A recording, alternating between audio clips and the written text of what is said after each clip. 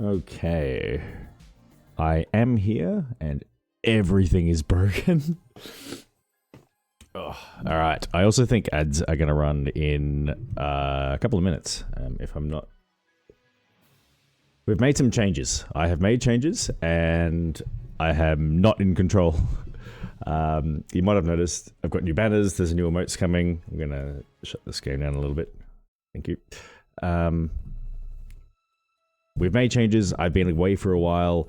I also had my computer updated to Windows 11, so clean install.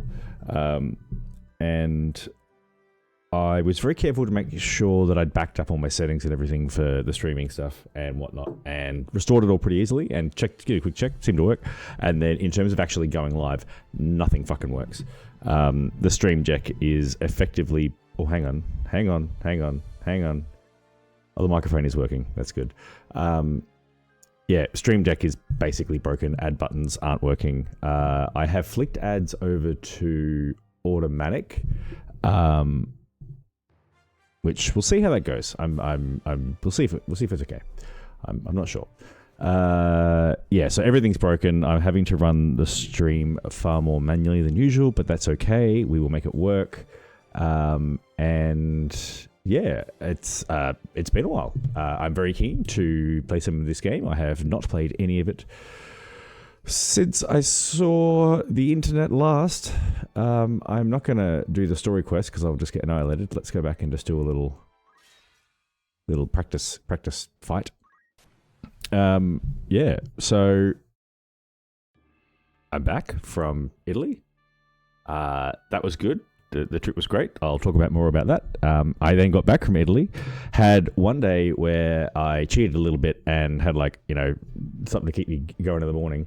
Whole bucket load of coffee, and then felt a bit flat throughout the day, but was getting a heap done, like tidied the house and got the partner to the airport for her next leg and rah. And then the next day I woke up sick and was very, very sick for several days. Which I'm mostly recovered from now. Easy as a chemist, so level 25. Okay, so that's where it goes off a cliff. 2 remaining. Alright, so both of you two. Chemist. Okay. Yeah, then I was sick, so I had this week off between getting back from Italy and starting the new job, and was supposed to be streaming. I was looking forward to doing a heap of streaming and getting things organized and being all ready for this new job, and I was just in bed all week. Started feeling better on Friday, and then just had to do like the bare minimum so I could go to a wedding over the weekend. I probably wasn't really well enough for that, but I wanted to go, so you do what you got to do, and struggled through as best I could. And then I started the new job, and that was a whole thing too. It's good. The job's good, and I'm enjoying it. But holy crap, has the last month just been full on and fairly insane. Do we have? No, we don't throw. What do? We fundamentals. We rush. We focus. The damage dealt varies greatly. Can I have a look? I'm not going to knock you back into anyone. Also, you want to hit people on the side, don't you? Can I?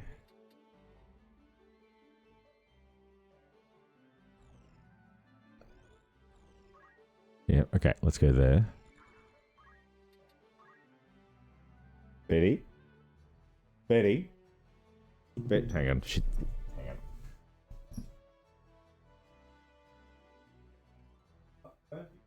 Good job. She caught a fly. Also, I wonder if the ads ran. I'm sorry, I'm not paying enough attention. Ads in progress. So some of you guys are not enjoying the fantastic entertainment that is me. Right. Let's keep obs up.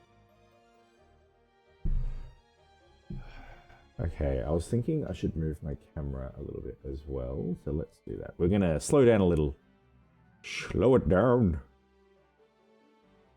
And just make sure the stream is of the highest possible quality. Also, this little guy is a sub goal. I don't know if you guys will see it, but yeah, there's a sub goal. All right, we're going to have some more ads in Okay.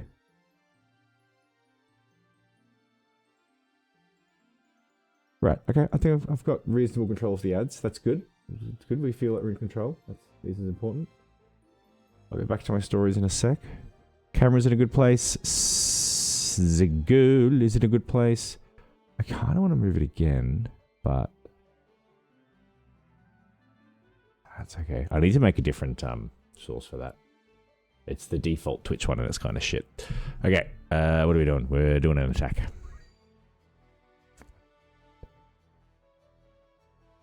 It has been a while. Yeah, miss me. This way. Yeah, so I am glad that I managed to get the stream up and running. I have new colors, banners, backgrounds. Why is there a box there? Who knows? And something else. I've got emotes coming. I've got new emotes coming. I changed the name of the channel, you may have noticed. I couldn't get Hugh Burger. I'm not 100% sure why. I might try again in a while, because I couldn't find a channel that was called Hugh Burger, which makes me think it might have been me, because once you take a name, no one else can have it for a couple of months after you let it go. But I was Hugh Burger Comedy for a reasonable amount of time, so I don't know. Anyway, the game.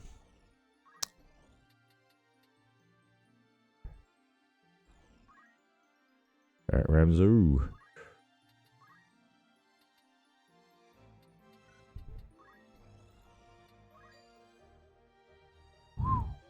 That's a small amount of damage.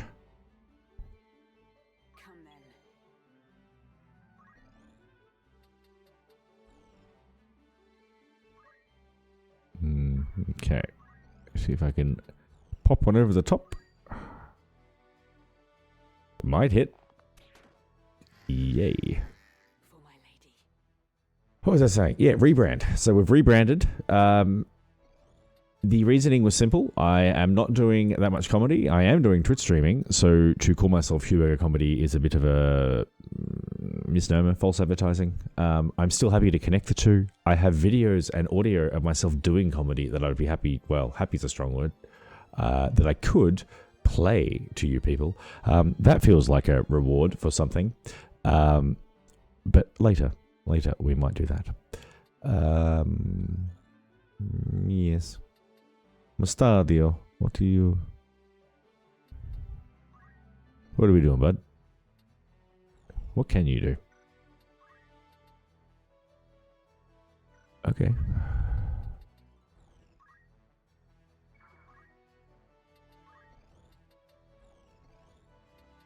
Can we hit from there? Yes, we can. Jesus, mate. Oh, that's right. He's Gunman. Mustadio. And a bit of heals. Who doesn't like a bit of heals?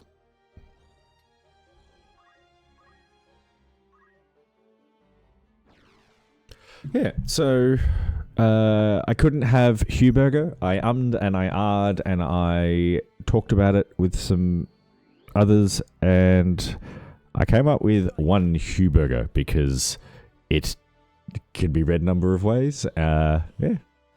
It is still effectively Hugh Burger. There's just one of me. Yes, there's, I think there's a few jokes to be had with that. Jokes? Joke might be a strong word, but yeah. That was the thinking. Anyway, so we're rebranded. It was almost going to be Hugh Burger TV. It still could be, because I can still keep changing the name. I don't really want to, because I feel like it's confusing as shit for people who aren't paying a whole lot of attention. Yeah, so hence the rebrand. Yeah, and then the reason that I have been offline for even longer than I suggested that I would, again, for people who might have been paying attention, is... Oh, I want to jump and hit you, though. I can't get close enough.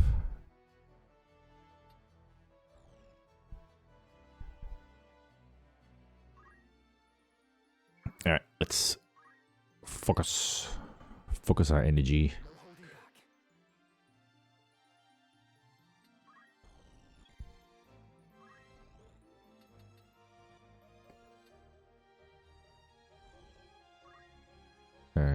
Okay, should just be able to go poppity pop. I shoot you on the top. That's a lot of health you've got there.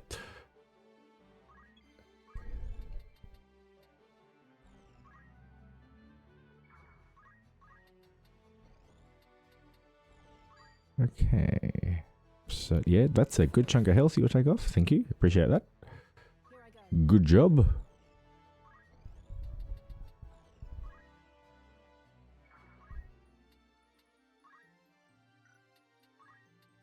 Raise, protect, shell, sauna.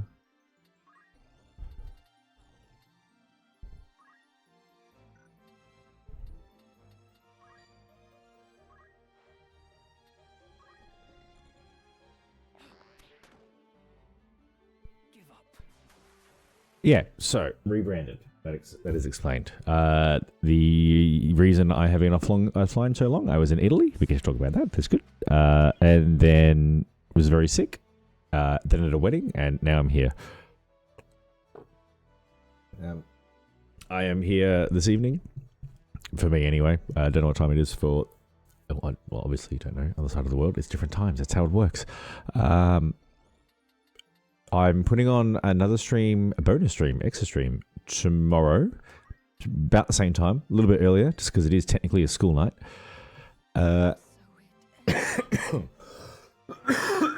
Pardon me.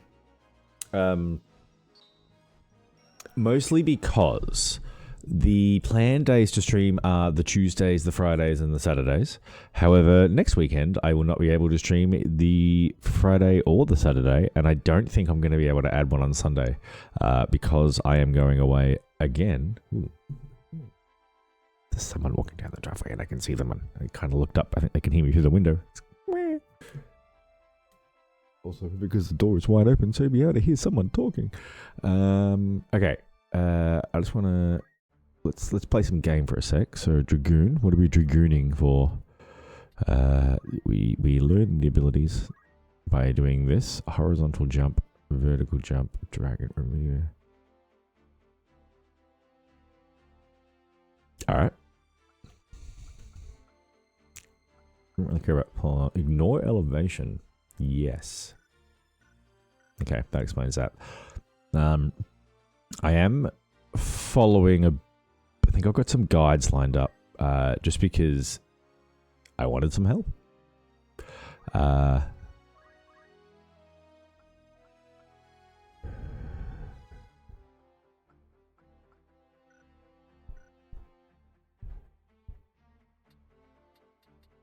Yeah, okay, so Agrius has worked a fair way through on that path. I'm probably trying to get her to ninja because she is high bravery. Yeah, she's a punchy motherfucker.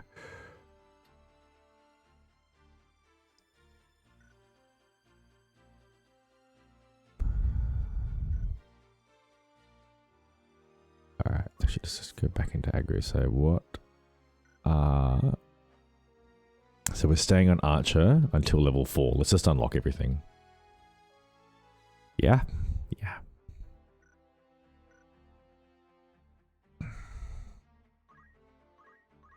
Can she learn? No. Okay, cool. Agrius, we know what you're doing. Mostadio. He has maxed out Machinist, if I'm not mistaken. Nearly.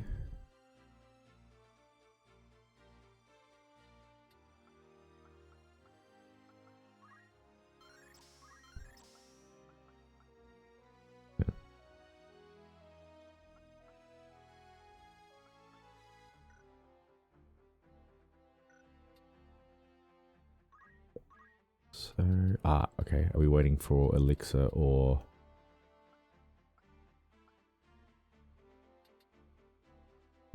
Yeah, I mean, let's just wait for Elixir, I guess.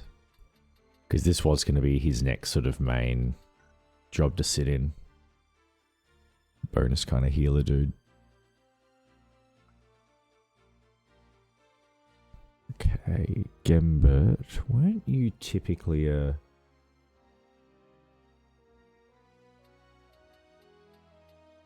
3 on the mage, 5 on the chemist, 6 on the squire. bravery is higher. Okay. Just go so Gemba, Nicias, though. Yeah. So it was.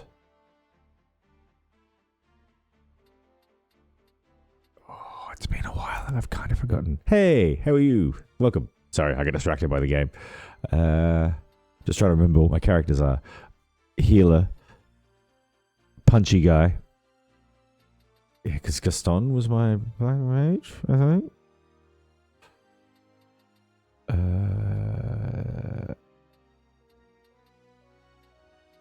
Yeah, I think that sounds about right. I'm here. He probably needs to get used a bit more.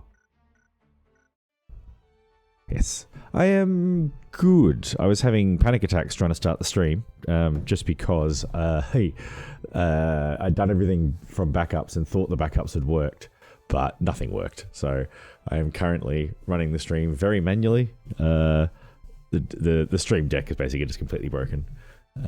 Yeah. So I mean, it's working. If things don't appear to be working, feel free to let me know, because it's probably just a mistake.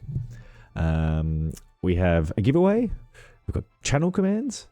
We've got new branding on stuff. Ads are automatic and shorter, but more frequent.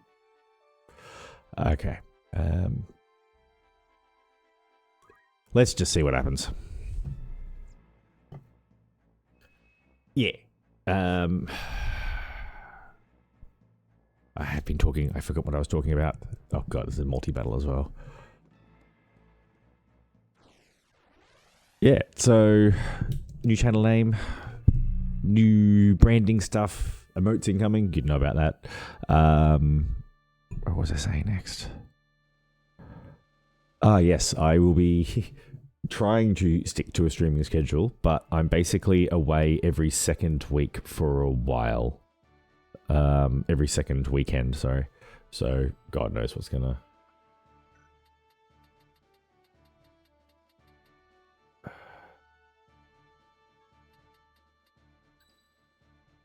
won't disappoint. As you wish. Ready. Let's see what happens. Ooh. I'll have a quick look on Discord.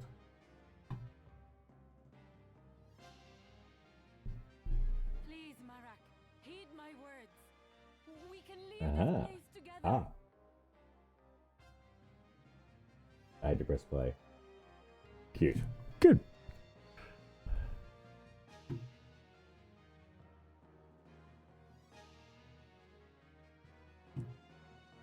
It's back to the stream. The camera placement is still a bit of a problem, isn't it?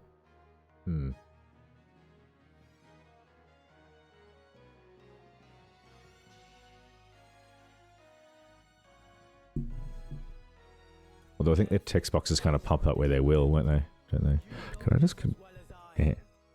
Control Z. Grand Duke sees all debts paid in kind.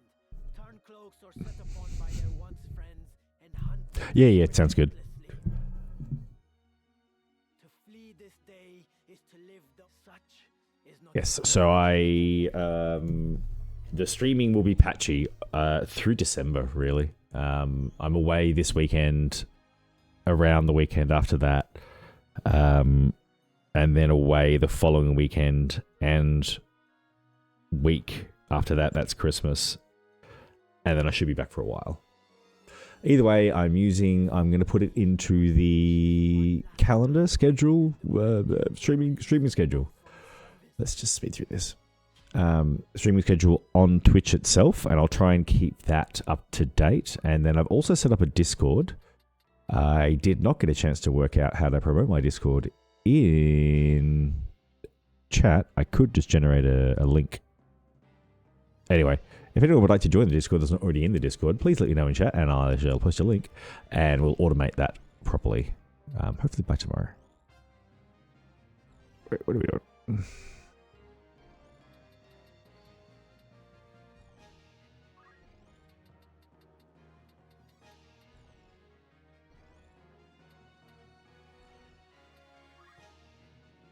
Okay, let's make them come to me. That's it.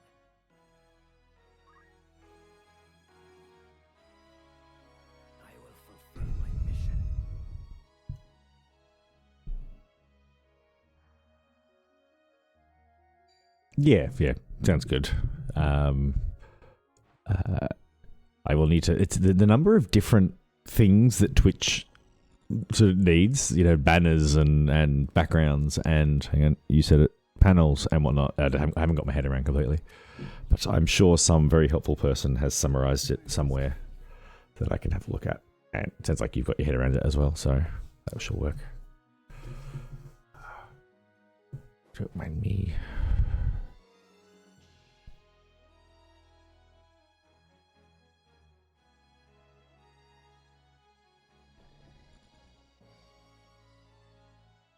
Marek, your sister has the right of it. We are not the ones you should be fighting. So from memory, I would have been playing this over a month ago in the previous stream, and I was getting whipped by this fight, and I reckon I just did a heap of training. So I think I've pushed myself from like level 25 to level 30, and fleshed out a few abilities, all of which should have been a good idea. Why can't we do more damage though? Motherfucker. Ramza, what do you make of these two? Marek in particular. Yeah, so alerts I might be able to handle, but we'll see. Like I've got there already is one. If someone follows and everything, there's a built-in alert, but I need to go and sort out washing. Alright, we've got ads in 10 minutes, so I might line it up with that or something. Worry not. He will come around. If you say so, then very well. But yeah, at least even if over the next month or so we're putting together the branding properly and getting everything up and running, and my streaming is a bit patchy, that is what it is. It's probably going to be a bit of the case like of the new job is like hard as I wanted it to be. So I'll need to focus on that a bit as well. But hopefully with next year, there'll be a bit of a balance between I'll be able to find my feet with working and the streaming and find a routine with that, and also playing sport and doing all the things. And by that point, it should all be set up and running smoothly, and the stream deck will be working, which will be nice. Alright. I'm going to have a dry run with this. I think I'm going to look up a guide just because I'm a little bit lost. Like, if it just is it just one dude I need to murderize, or do they all need to go? Should I be paying attention? What is your intent for Grand Duke Barrington?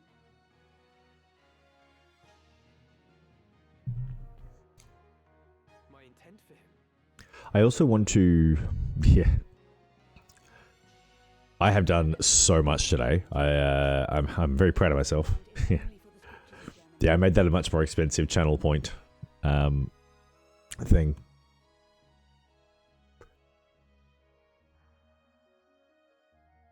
With the book in hand, I posit that he merely seeks to gain political advantage. I with did certain mean crowd. to leave. I think I need to adjust it slightly as well. Message effects, don't violate. Yeah, so there's still a couple of cheap ones. Yeah, cool. That's what I meant to do. Yeah, the channel points have had an overhaul. The goals have had an overhaul. The Would be ill-advised. Is that what you so there's a subs goal. I don't like how they're just kind of independently floating in space.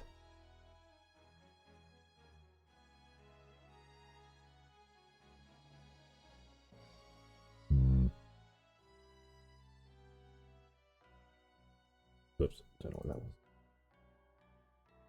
Sorry, I'm still very much playing around with things, getting it how I like. Possibly over there. I can drag myself to be central with it a little bit. Maybe that's not too bad. Jam some chat in the middle. Have a little corner of the stream that's everything you need. 'Tis an easy thing to strike at the foe before you, but very well? I've gone through heaps of the settings. There's chat commands as well. If you type command, I think it should give you a list. In fact, I might try that because I'm curious.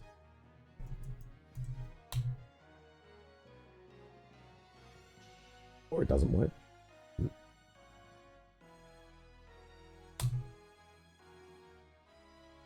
Commands, sorry.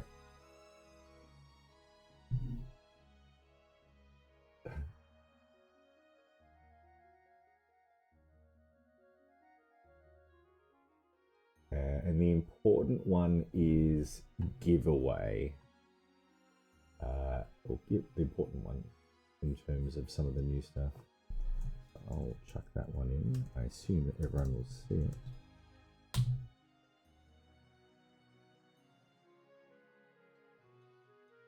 Did it work? Did I spell it right? I did not. There we go. So, win a $30 Australian dollar store credit to PlayStation, Xbox, whatever gaming store of that is of your preference. I don't really mind. And some basic terms and conditions. Or not terms and conditions, just how it works. Yeah, so I thought I might as well set up a sub goal, and my thinking was I'll set the value for now at basically what is like 1 month's worth of like premium Game Pass, which I thought was like I just want to encourage other people to be able to game a bit more or whatnot. So yeah, and subscribing is not the only way to gain. It's a raffle that goes off at the sub goal, and subscribing is not the only way to gain an entry. You can do it you can enter just by watching through channel points. Okay, so she's an archer.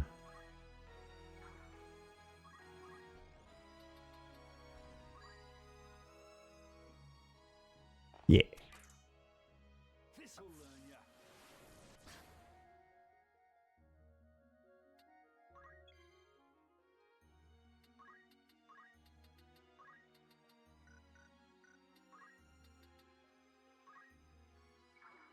Yeah, the job's good, actually. I can't talk too much about it, just with all social media policies and whatnot, but I can report that the people are good. So I was hoping to move to a place. Well, I mean, first of all, the building is schwanky as like that. Like, it's just very new. There's light jazz playing in the lobby. The lifts move so quickly I feel nauseous, which is not really a plus, but you know, whatevs. It's a nice new building and whatnot, which it appeals to me. And then in terms of the job itself, it is something I'm interested in and know how to do. So I've kind of stepped into a middle kind of level without actually having done that specific job before, and hit the ground relatively running. Like was doing work from like the third day as opposed to just induction stuff, which is pretty impressive probably. And there are people around me that know more about me that know more than me about lots of things, which is something I want so I can learn. And the conversations that are going on around me about other things I'm not involved in are things that I'm interested in, which is also a good sign because I'm allowed to get involved in that stuff. And finally, what I have done in the past has been get very good at like software-y stuff, like design software, which usually can be very complicated. And part of this role will also have design software. And there's a couple of them which we use, which are super complicated. Like even the senior guys find them hard. And it looks like I'll be able to just get maybe really good at those and make myself very useful, which is something I like to do. So, yeah. So far, like, if I had to say negatives, working in the city is a plus and a minus. Going into the CBD, catching buses is a pain in the ass. You just kind of got to get used to it. But again, that's part of like the routine and streaming and things like that. And then there's hot desking, which is instead of having my desk, I bounce around from whichever desk, which I don't usually like, but also is not the worst thing in the world. So whatever, that's okay. I need to just go take washing out of the dryer, so I am going to press that run some ads button, do that, and be right back.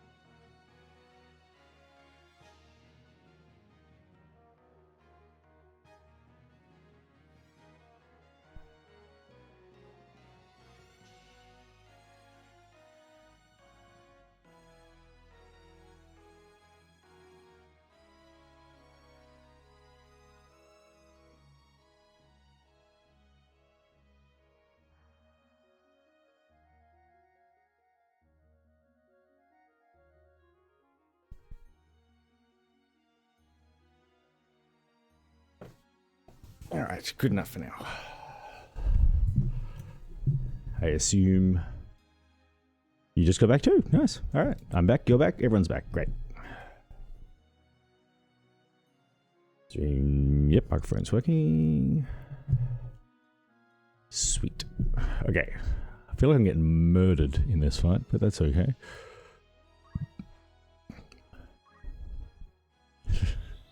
Good to see you back. My hair looks interesting. Stronger than ever.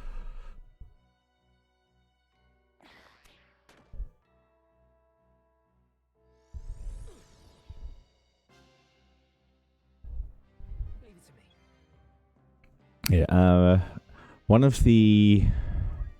I didn't do it much during the holiday, but I did spend some time watching some streamers that I like, just to get some idea...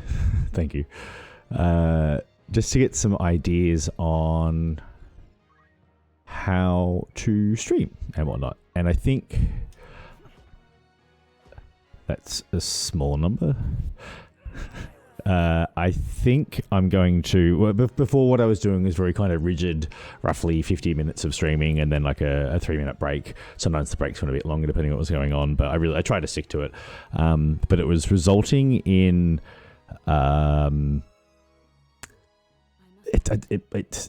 things not feeling as flexible as they could be. So I think... And in watching other streamers, I think they've just got ads set to run automatically. Ultimately, ads are how Twitch makes money, and Twitch does actually not make money. They lose money, which is, as much as I'm not a big fan of Amazon, I can't really fault Twitch for providing me with a platform to talk to you people. So the ads are there for a reason, and also if I'm wanting people to subscribe, then having... then sort of pausing the stream to run ads is also not particularly good. So that's the thinking there. And so ads are just going to do what they need to do. I'll run them when it suits me to, like with the washing, but beyond that, should be probably watching what's going on a little bit. Beyond that, I will also just take breaks as I need to. Sometimes I'll just jump up in the chair and just disappear. Because I need to get a drink or anything if it's 2 seconds. If I need to go for longer, I'll put the stream on Be Right Back so you get some cool music and it's clear that I will be right back. Typically, I know, a Be Right Back screen is death for... Okay. I can't get behind you anyway. Is, if you're asking people to hang around for half an hour while you put the stream on Be Right Back is, not really... very reasonable, so it's not something I'll be aiming to do. It's more so if I just, if I feel like if I'm hungry and would like to go and get a snack, I should just go do that and not wait 4 hours until the end of the stream.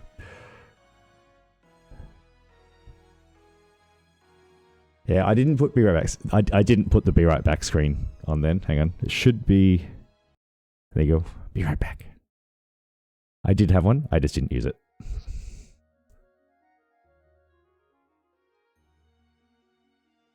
We went with a simple aesthetic.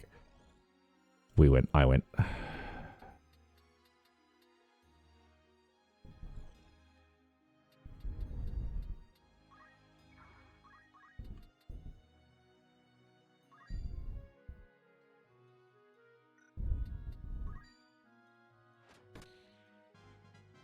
Yes, yeah, simple for now. I mean, yes, I'm supposed to have some more coming, so why invest too much effort?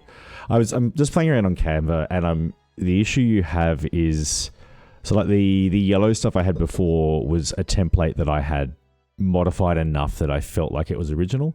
I could do that again, but it feels kind of silly to do it if I know I've got someone else working on some art for me. I have multiple people are working on some art for me, in fact.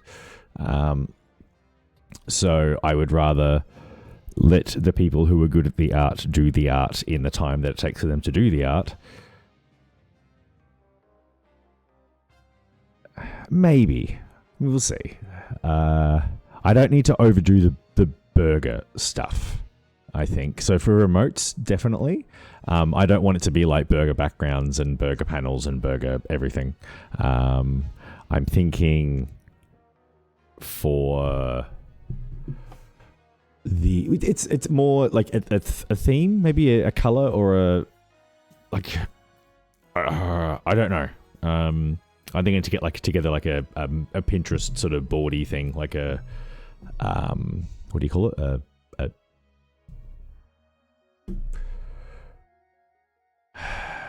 In real life, you mean like this one?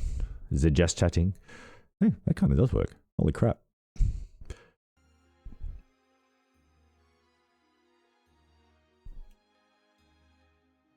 Could do, yeah. Yeah. I mean to be honest, my yeah. It's when it comes to working out probably everything beyond the emotes, like all the panels, backgrounds, banners, blah blah blah, it's probably worth taking a bit of a zoom out and going, okay, what do I want it to be across the whole board so there's a theme that matches. Yeah, so exactly. Have a logo, a color scheme, or color palette, sorry, and maybe an idea that works across things.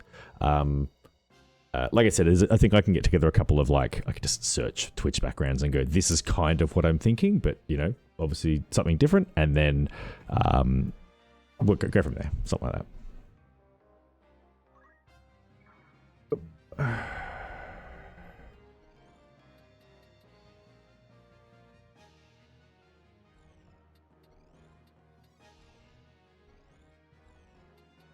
I go there, can I attack him? Yep.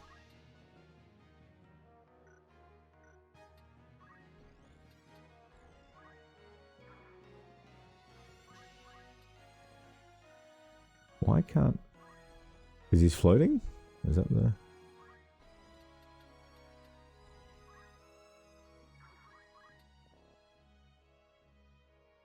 Oh, she's a fucking archer. That's why, you idiot.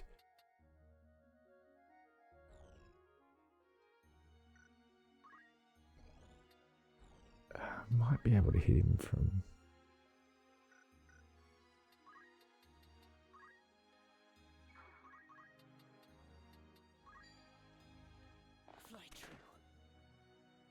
I probably don't want her to be an archer in this fight. Yeah, I remember you asking about being a mod. I'm probably happy with you being a mod. I need to... I'll have a chat with you on Discord about it if you like, just because I need to fully understand what a mod actually does. But yeah, I think sounds good at this stage, and we'll just talk about it more.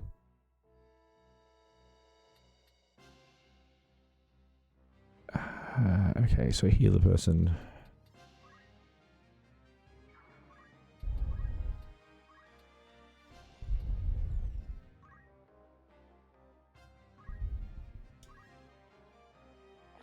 Yeah.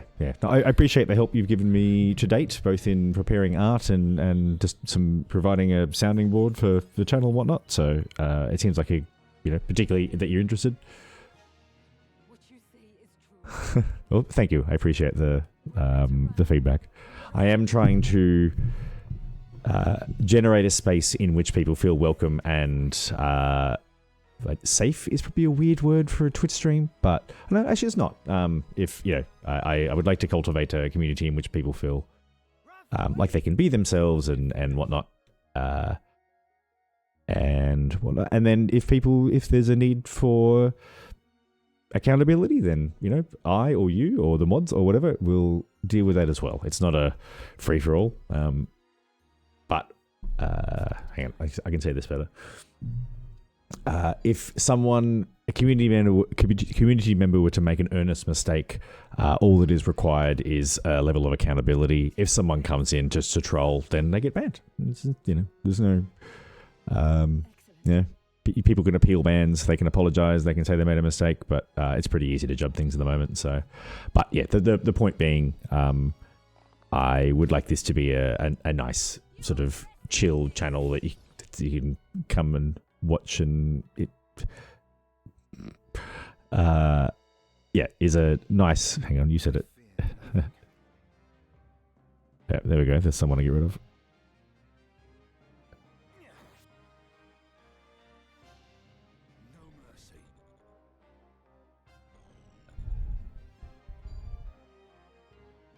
Yeah, see? Taken care of. what's the name? Never a doubt. Acquisitive. Yeah. So my understanding is it's basically it's chat management more than anything. Just making sure that is if that kind of stuff. So yeah, it's that much I understand, and I have an impression of what. It can be more than that, just from what I've seen on other channels.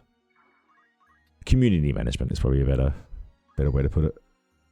I'm done for. It seems I've improved. Right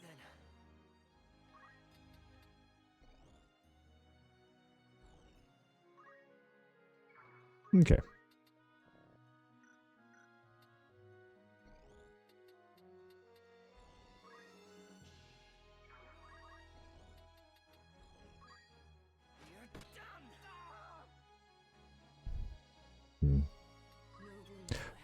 Yes. So, sorry, what was I talking about?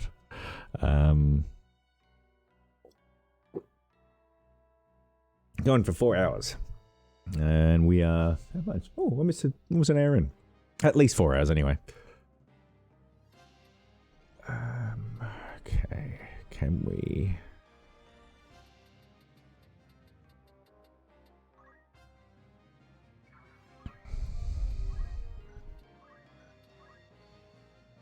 Potion's better than nothing, I guess. Yeah, nearly an hour. It's a good start, and it's normally not too busy this early in the streams.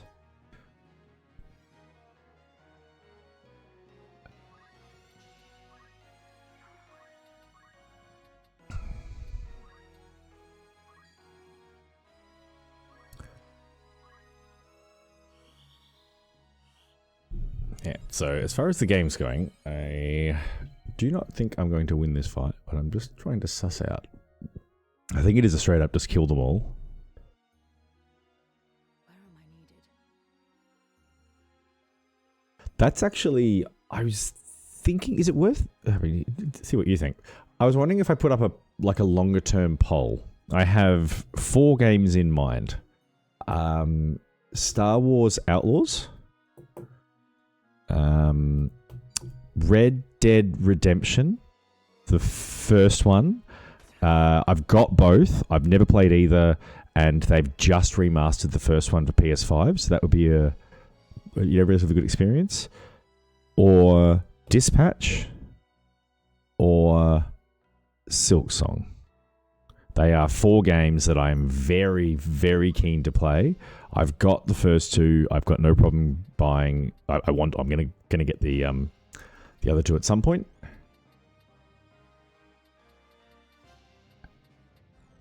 I can't get behind any of them.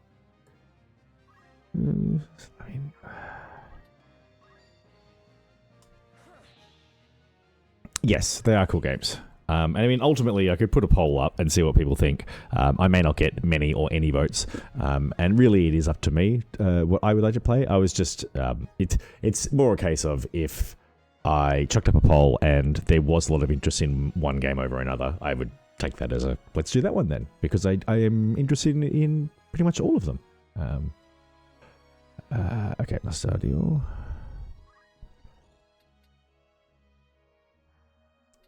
Need to get you out of danger if we can.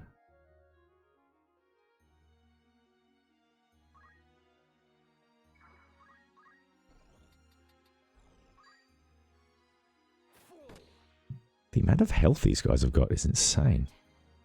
Is it because I've pushed them up? Yeah, their level's gone up a bit as well.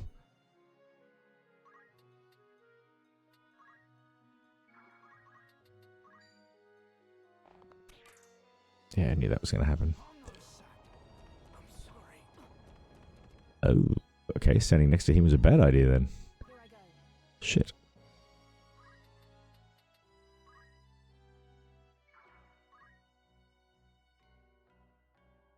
Did I only come in with 4? I'll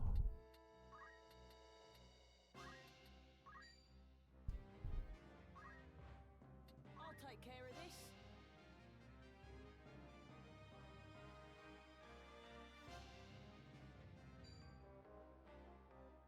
Yeah, I think we might need to change some classes so I am a bit more... Oh.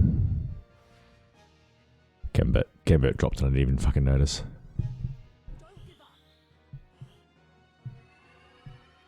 I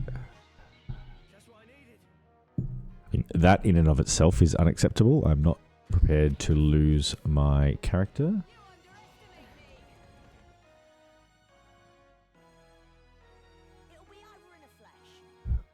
So I'm going to have to restart this one. What I might do... Let's have a look. Fantasy Tactics, Belias. Is that what I was up to? Belias? No, I did beat Belias. Okay, that's good. Leave this to me.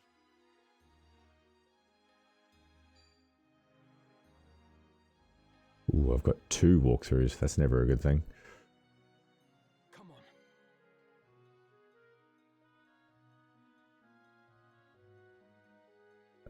Where are we? Chapter 2.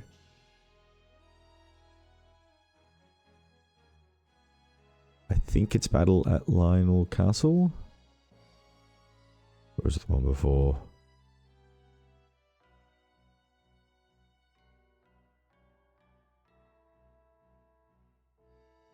Actually, I might be in chapter 3.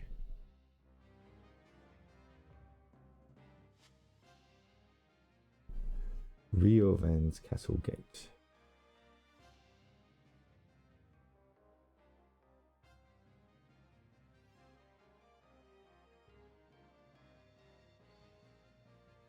I am. I'm at the end of chapter 3, not chapter 2. Well, to update the stream title.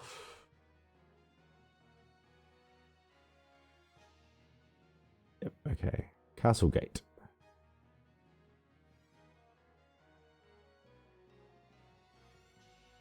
Alright, well, first thing I'm doing is update the stream title, because maybe finishing chapter 3 would be more accurate.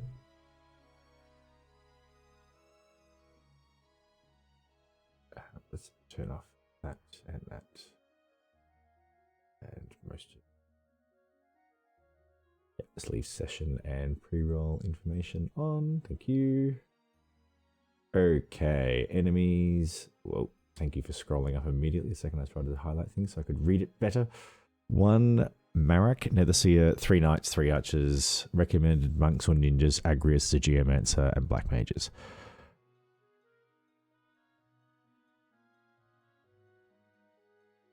I need Ramza with X Potion so he can survive the next battle. Rush Marak with...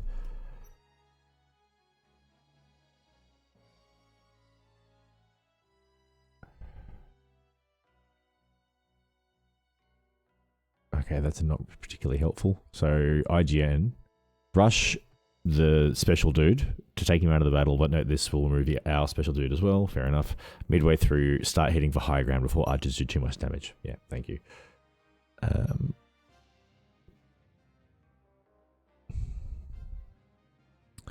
Chapter 3.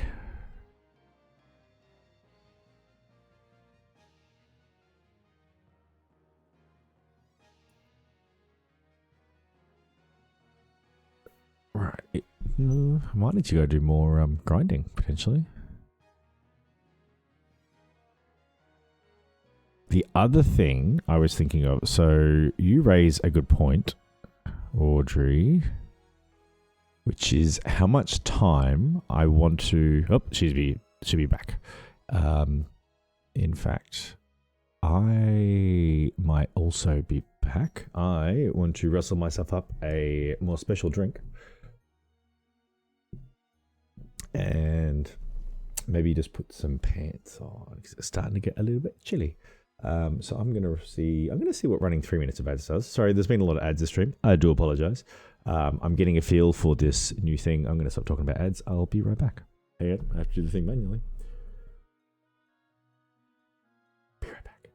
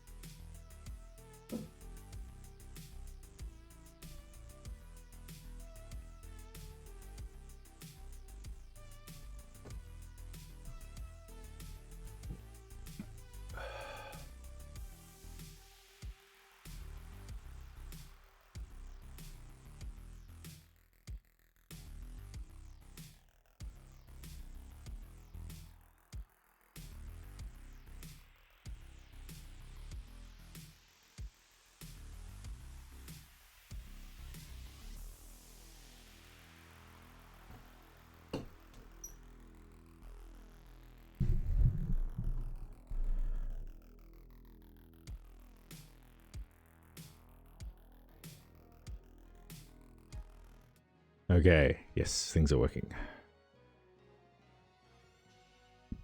All right. I am considering.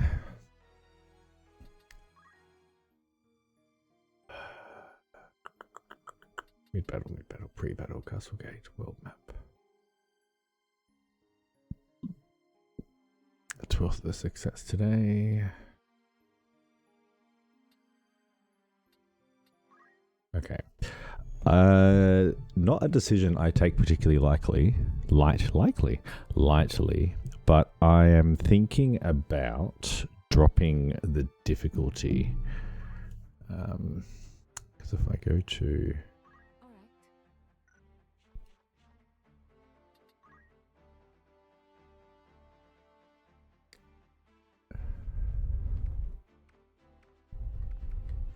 Yeah, so the thinking is, this is, like I said, I'm making jokes about it. I don't take the decision lightly. I like playing on this difficulty, but this game is going to take me a long time to finish if I keep it on night.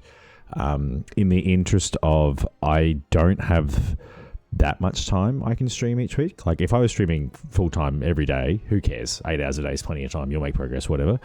But I would prefer to maybe reduce the challenge a little bit and still get to enjoy, hopefully it's still not, I can't just brute force the whole thing, still be a little bit challenging, get to enjoy the story, and then move on to these other games. There will be games like Silk Song where there's no option, but, yeah, I think, yeah, we're going to drop it.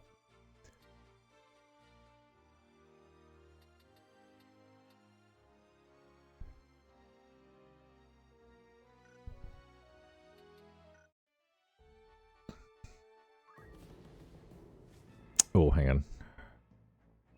I can reclass them a little bit, I think.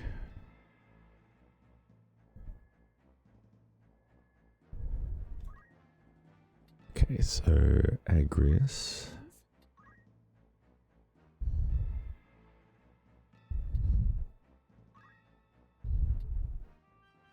This will serve. You require something? Let's learn some abilities as well, because you...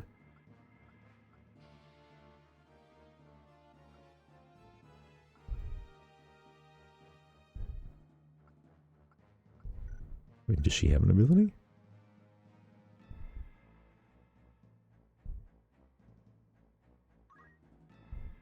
Nature's Wrath is pretty good, actually.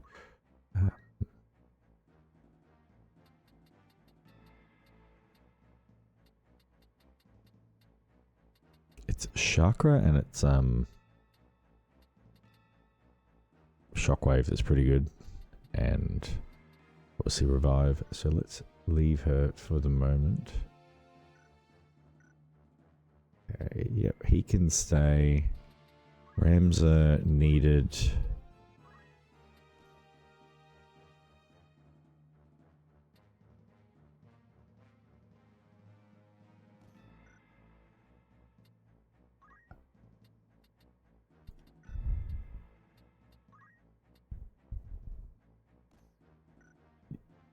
Yeah, that would make more sense.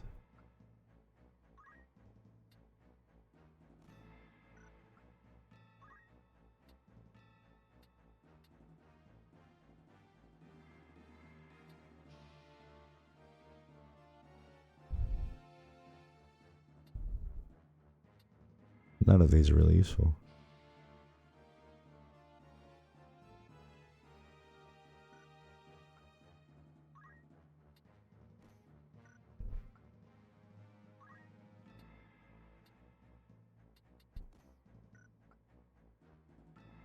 Okay, and then Chemist for her, Ninja, yep. Chemist, Monk, Dragoon, yeah, I'm happy with that.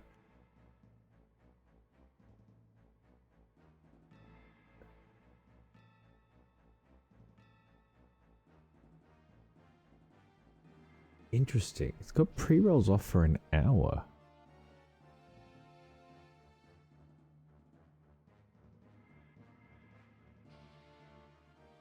I think it just keeps resetting to running ads in 30 minutes. That's what's going on. Yeah, Anyway, that doesn't really matter. It's just interesting, I guess. Okay. We have made him stronger. We have made her stronger.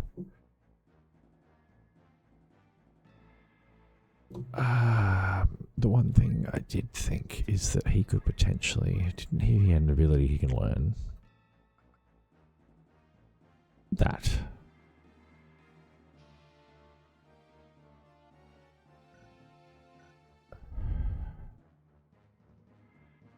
Let's try it and see what happens. See what the difficulty change does.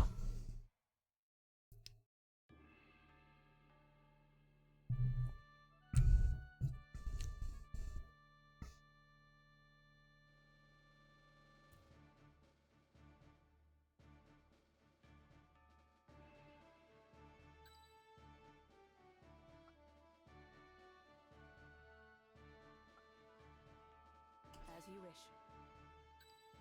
All right. Onward. Victory is ours. Mm-hmm. It's time.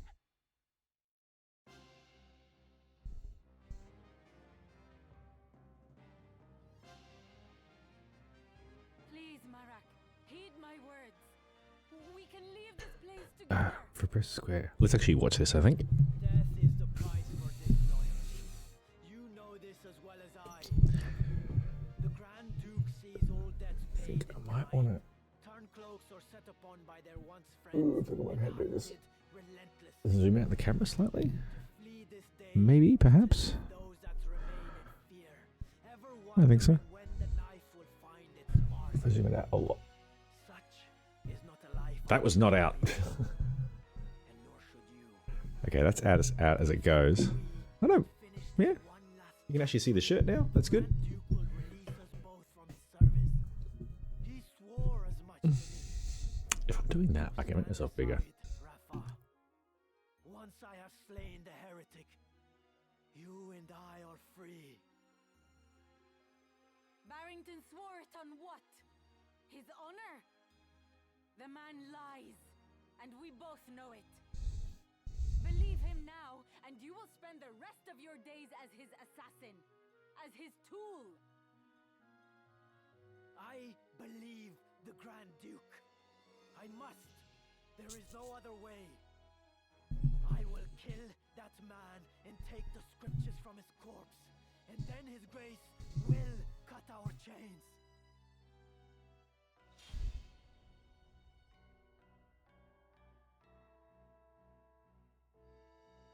Come on.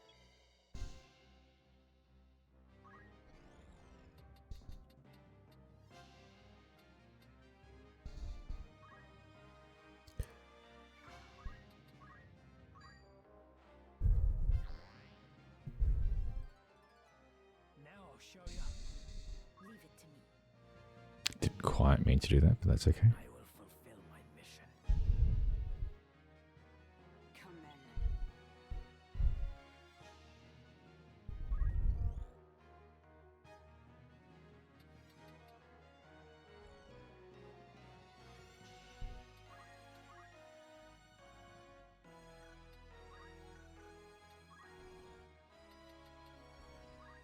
I mean, can't do much else, so...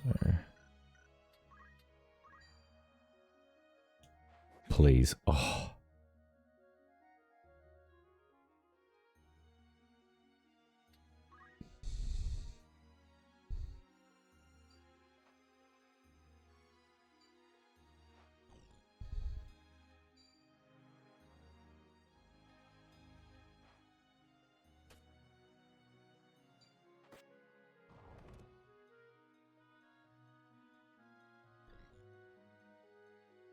Marek, your sister has the right of it. We are not the ones you should be fighting. Auto proceed on. No, auto proceed on. Our problems are not your It's my beer. You would do I well to made this. worry about your own sister. Hand over the scriptures of Germanique, and the Grand Duke may yet let you both live. You mustn't heed him, Ramza. Even if my brother believes his own words, you'll get not a sliver of mercy from Barrington. Once the man has what he desires, he will dispose of you both. Surrender the scriptures and you forfeit your only leverage. So long as you hold that book, your sister's life is guaranteed.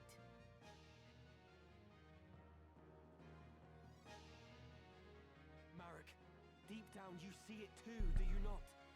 The Grand Duke is not to be trusted. I'm definitely louder in the game. Yeah. Maybe cake go down a little bit.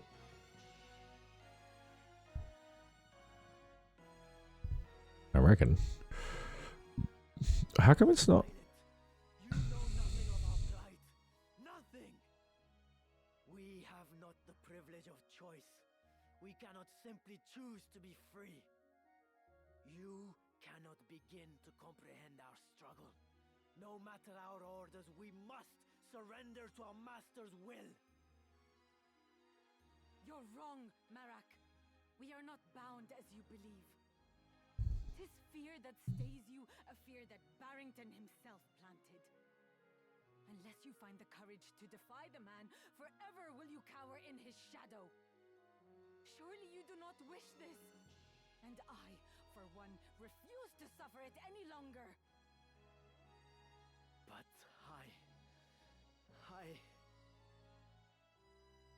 Do not allow Barrington to deceive you. His words are honeyed poison, concocted to manipulate hearts and minds. You have the strength, brother. Come with me, and let us be free at last.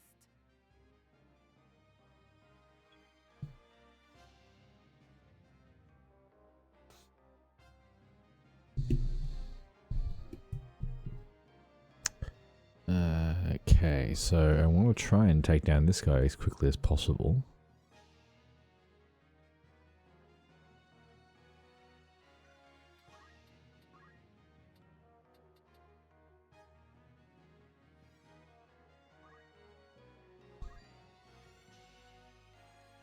I must do all I can. In theory, if I increase my speed, I'll be able to move further and maybe get next to him or behind him or something.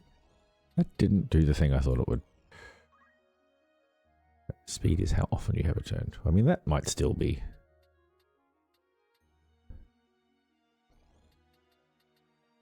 Something that works.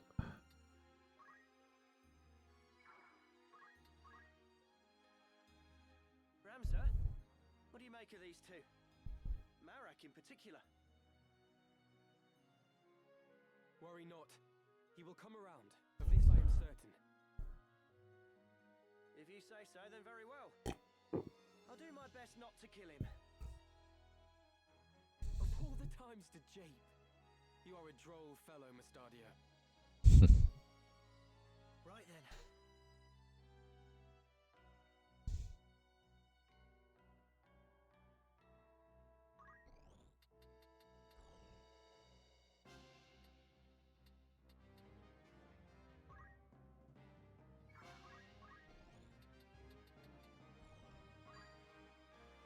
Good start.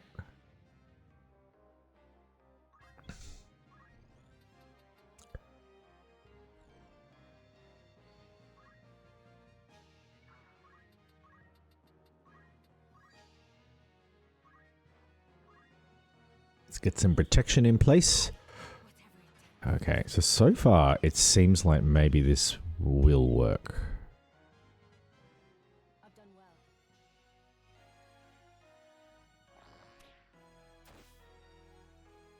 Take this! It was worth the effort.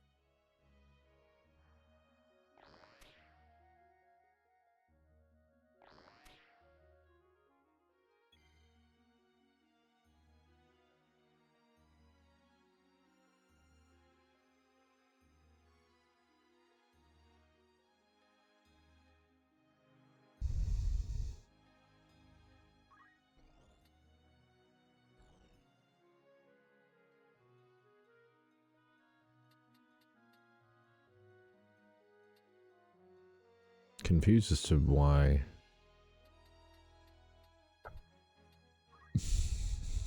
It'd be nice if this guy actually moved.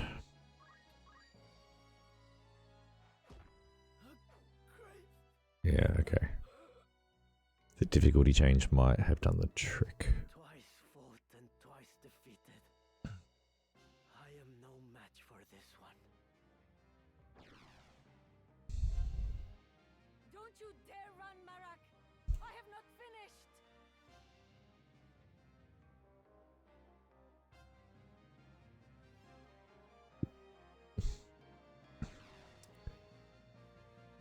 Okay, time to finish off the rest of them. Let's go up and take out the archers. What is your intent for Grand Duke Barrington? I mean, maybe wine and dine him? Why do you ask? The man appears to be ignorant of the Orsite. Holy crap. I mean, His bit of a topic change here. The whole I posit that he merely seeks Saudi Arabian government wanting to buy EA games and owning 100% of it as a privately owned company. He is a man of station. Killing him would be So, at face value, that's bad because of the government of Saudi Arabia doing things that aren't particularly nice. However, lest we forget. He stands in the line of succession. just because a different country is taking over something that you typically want to remain, say, Western American, Australian, whatever, isn't inherently a bad thing. Like, one of the things I think a lot of older white people are struggling with is the fact that, using Australia as an example, it is becoming more multicultural. There are significantly more Asian and brown and just people from other cultures who are setting up communities and live here. Like there's parts of the city where I live where there's like ethnic supermarkets because there's enough people. It makes sense. Like when you move to a different country to live there, you choose to live in an area where there's people like you that speak the same language, that you know your friends, your family, and then there ends up being a community, and then because of that there's demand for the things that they like, and you end up with ethnic supermarkets. It makes sense, and I would say it's a good thing. Ultimately, immigration is a good thing. You need it in Western countries, blah blah blah blah blah. The point I'm trying to make is just because something used to be white and maybe it's not going to be white anymore or Western anymore isn't inherently a bad thing. However, I still don't think engineers. I still don't think EA being owned by Saudi America is a good thing, because why the fuck do they want to pay? They're paying a huge amount of money for it, and then they're going to settle the company with the debt. Yeah, fair enough. Going to settle the company with the debt that they're borrowing money so they can buy it, and then they're passing that debt onto the company, which typically cripples company. If you're interested in what I'm talking about, look up what killed Toys R Us. Exactly that. In theory, all they want to do is just like have some like Saudi Arabia friendly propaganda in the games. That's kind of best case scenario. I don't know. That was a weird topic jump, but thoughts. Other thoughts? Can any game other than Expedition 33 win Game of the Year? Probably not. Well, not could, should, I guess would be the word there.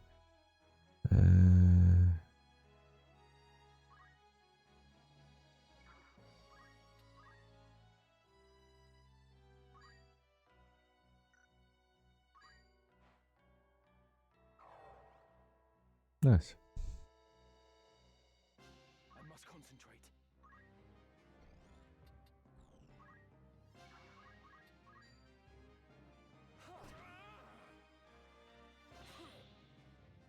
I thought I put on dual wield and then didn't equip a second weapon. Pretty sure.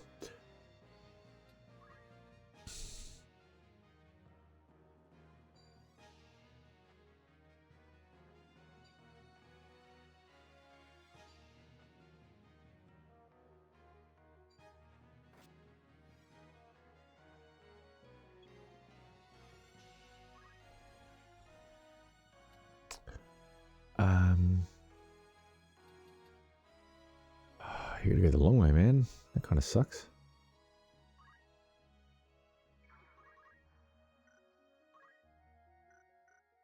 I don't want to do that.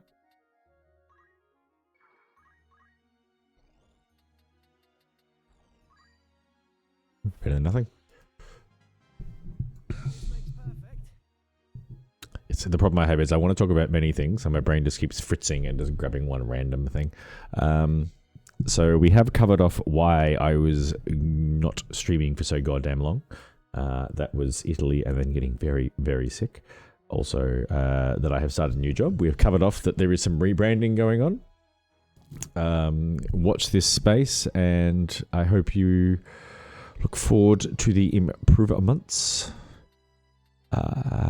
In terms of being sick, I hadn't been that sick in a very long time. So I took a test, and I had neither influenza A nor influenza B nor COVID, which basically leaves a cold. So yeah, I just got my ass kicked by a cold. I suspect I picked it up in Rome. On our first day in Rome, we did a city centre walking tour. So met up kind of across the road from the place that I was calling the mausoleum. It's not the mausoleum. It's like the National Palace-y sort of thing. The big marble monstrosity sort of towards the middle of Old Town, sort of like in a line from the Colosseum, other side of the Forum. Met up with a group of people and did a walking tour that wasn't particularly good. A couple of the walking tours we did in Italy weren't particularly good, which is unusual. Normally, we quite like those. So, yeah, in that walking tour, there were a couple of people that were sick, but that, I don't think it would have been that, just because even if you're around sick people, outside where it's windy, unless you're sitting right next to them and they're coughing on you, it's just, it's unlikely. They're really going to kind of sneeze on you and that kind of thing. Or, sneeze, touch something, you touch it, then you do exactly what it is, you touch your nose. The other one, 2 days later, I think, or a couple of days later, we had this Colosseum tour. I was trying to book the Colosseum tickets. Turns out I did that wrong. One thing at a time. So the Colosseum tour, basically I was trying to get those tickets and I just couldn't get them. Like, as much as I refreshed the page, it would lock me out. Best I can figure, you've got to be in Europe/Italy to buy them. It's just too far away in Australia. I tried to run it through a VPN and it just blocked me straight away. I probably could have figured my way around that and like use someone else's computer, use a VPN the first time, because probably it had associated me with an Australian. Not so much an Australian IP, it had associated the MAC address of my computer with an Australian IP. So when it suddenly jumped to an Italy IP, it's gone, hang on, what the fuck are you doing? So if I'd used a different computer from a VPN to begin with, that might have worked. But ultimately, I found a website which seemed like it was selling the same tickets for a massive markup, 2,000% markup. And I'm like, okay, that's the price of admission. No worries, let's just do this. Turns out I bought the wrong fucking thing. So we wanted Colosseum entry, arena, and underground, and all I got was Colosseum entry and arena, which is a mistake. If we wanted underground as well, it was going to be 6,000% increase. And then what I was hoping was, because you can buy tickets individually, and also tour group operators can buy tickets. And I was hoping that I'd booked a tour with a tour group operator. Yeah, no. What I'd done is clearly a scam, more or less a scam, where they've just gone in, bought a heap of individual tickets, got some guy who's not a qualified tour operator, to just go through and talk bullshit, and it was shit, because we're standing there like in the walkway to the arena with people just walking past going, why is there like a group of 4 people just leaning up against the rail with some dude talking at them, talking bullshit? And then it was like, hey, you can have 10 minutes to walk. Like, we kind of cut through the Colosseum and didn't explore the entire Colosseum, didn't read any of the plaques, and they didn't really do any of the stuff in there because he just took us through. And then we had 10 minutes in the arena, and then we left the Colosseum, went to the Forum, and it like cost huge amounts of money. And I would have rather have just spent $20 and gone into the Colosseum and just spent time in there. Like, it was unfortunately, okay, a shit thing. The Facebook talking about. Yeah, fair enough. Yeah, so like the Colosseum wasn't anywhere near as good as it could have been, and then more importantly, that tour guide motherfucker was sniffing the entire time. So I was close to him a fair bit, and I think he was, because it was only a small group, there was a bit more like opportunities for transfer. Beyond that, I was also on trains. The train from Venice to Rome was relatively packed. Just trying to think how that train went, because I was quite sick on the train from from Rome to Florence. But Venice was like a 4-hour train. I'm trying to remember. Yes, no, I was okay on that train, because we ended up doing the same route. So, so anyway, jumping around a little bit, I could have potentially gotten sick on the train just because trains are enclosed spaces, but I can't think of many other places where I would have picked it up. And then the last couple of days in Rome, or second last day, both of us got like a headachy thing. And then on the last day, I felt crap in the morning, and Kate started to feel crap, and then in the afternoon she felt worse, and it was kind of the same thing. We're both getting these like weird headachy, and we're sort of like, okay, let's just take it easy, have a nap or whatever. Still kind of just do what we needed to do, and then when we left, I got sick on the plane again. So I was sick on the plane both on the way over and on the way back. But I think it was... So the cold that I've ended up with, I've picked up in Rome. My partner has also picked it up. And then we've boarded our flight. And basically about 6 hours into the flight, I've gone to have a nap and then just woke up sick. And I basically didn't eat from then onwards because I felt nauseous and didn't want any of the food. So I think just the nausea and the not eating meant that the cold actually got in. Normally I get like the sniffles and then it bounces off me and away I go. But I was like, I couldn't get out of bed. It was fucked. I was that sick.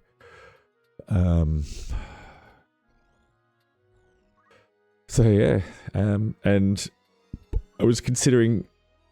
it was actually an extra week. So I was supposed to stream during the week that I was sick. That was the plan. Take that time and spend some time streaming. Didn't do that because I was unwell. And then because I was on the back foot, I was on the back foot. I wanted to focus on the new job, which I started on the Monday just gone. So did that, but I was thinking if I was feeling up to it, I would stream during that week. Didn't really feel up to it. Was pretty exhausted each day, which is pretty standard. New job, it's tough. Also, like, I just don't have the flexibility yet. Like, normally what I'm thinking I'll do is do a big day on Monday, sort of a longer day, shorter day on Tuesday. Like, so big day on Monday, go buy dinner buy stuff to make dinner in the city, head home, make dinner. Tuesday, finish a bit earlier, come home, eat early, stream Tuesday night. Wednesday, sleep in a little bit, so normal day. Thursday, longer day. And then Friday, shorter day and stream again. Which once I've got my feet on the ground and a bit of like, they kind of understand how I work and everything, that'll be a bit easier because like you just sort of build your work structure around that kind of stuff. I'm just not there yet. So that will come. But yeah, as I've mentioned earlier, the December is going to be fucked. I've put up a streaming schedule. It is ambitious. I've put up a streaming schedule. I'm just going to turn on holiday mode a lot. I really can't do... There's a Friday stream in there I can't do. I need to actually turn on holiday stream and see how it actually works.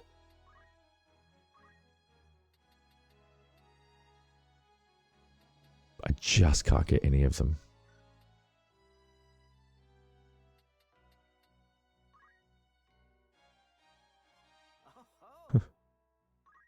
Oh yeah, because these are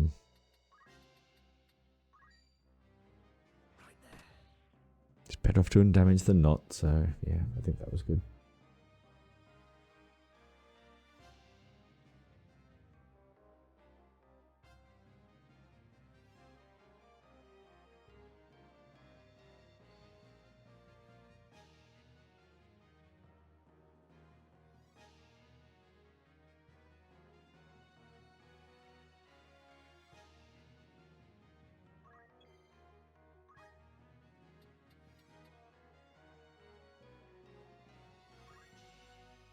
No one's even hurt.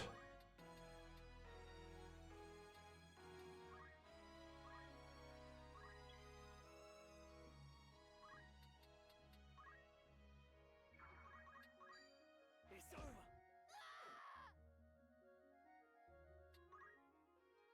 You need healing. My thanks.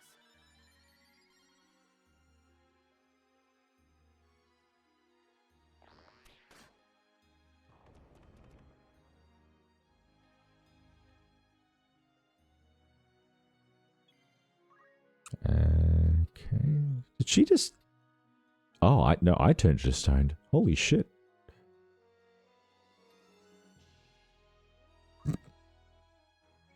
I know how that happened. I'm just kind of impressed by it. But nonetheless.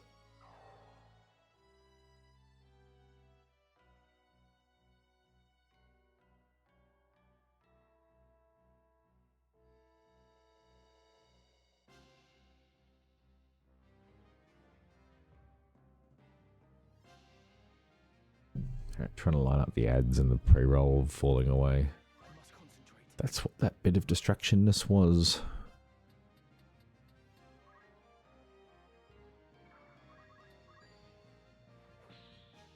Oh, you cunt.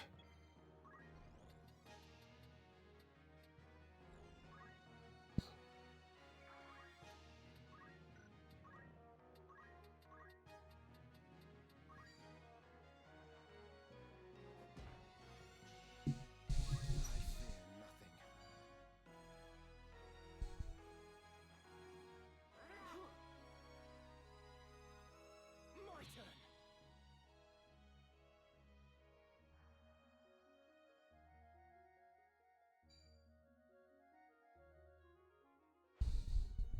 Too close.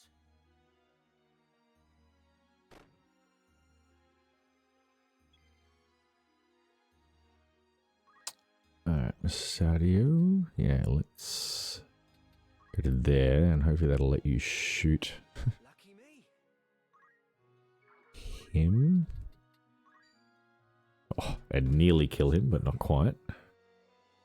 Whatever it takes. I don't suppose. Stay down. No honor. Why not? Onward.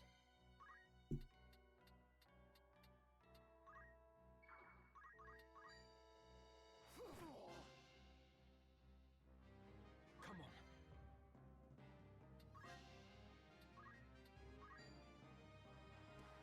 Leave it to me.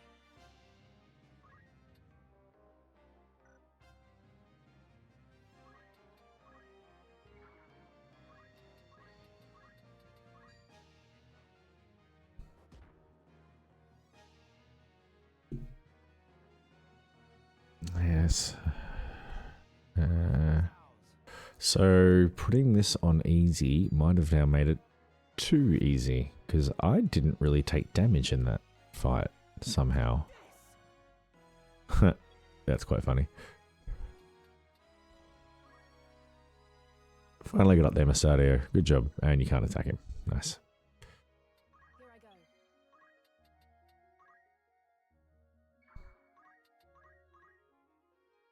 Don't know why she's on chemist. She's got nothing more she can learn, I don't think.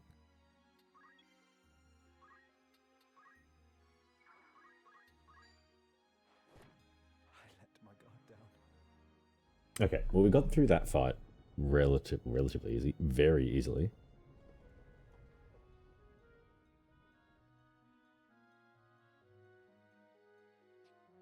Claws. And fangs. Gods have mercy.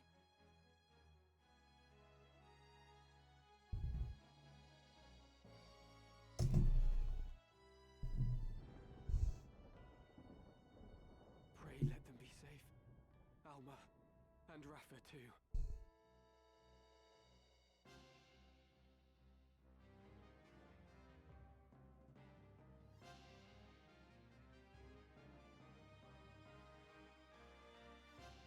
Sorry, just trying to suss out how this ad manager.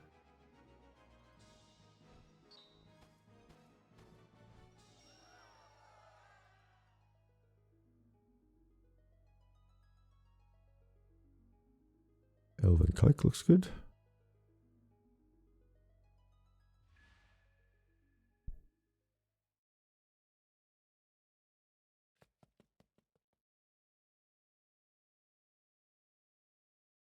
Ramsar. Yes. What was that?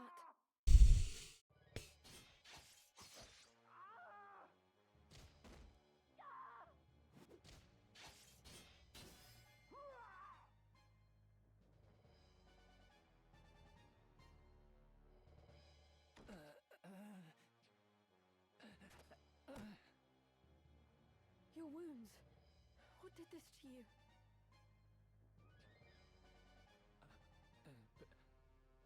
A beast. Oh God, my limbs grow cold. Be strong, sir. Flee, my lady. Flee. There is only death here. Need to retest my overlay is a certain size. I can't quite see what it is.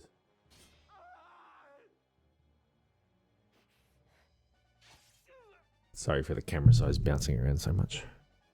I'm quite happy with the quality, and I think I do like it being up there.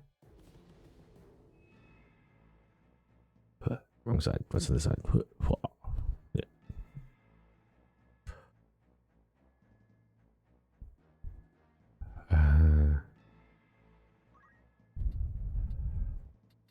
Who, me?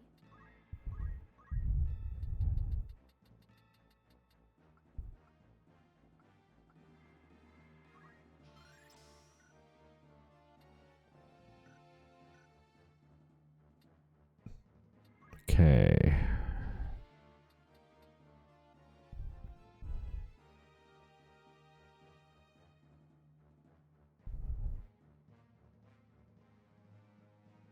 I think chemist is a good one. What is? It's like chemist, white mage, mystic orator.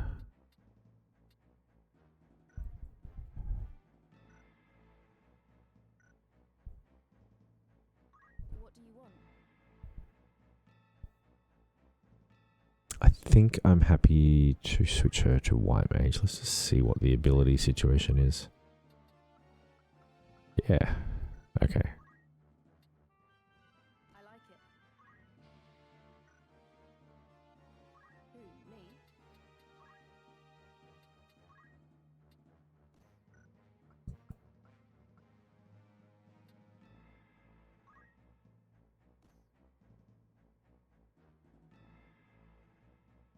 You wouldn't equip a weapon? Oh. What is it?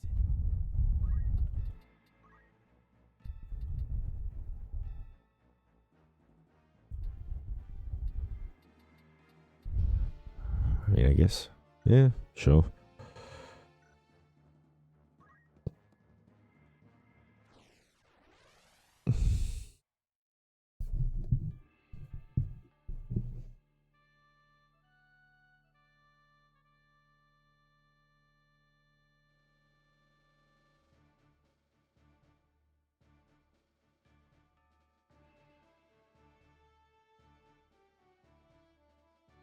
I am basically wondering whether I could have done that without dropping the difficulty.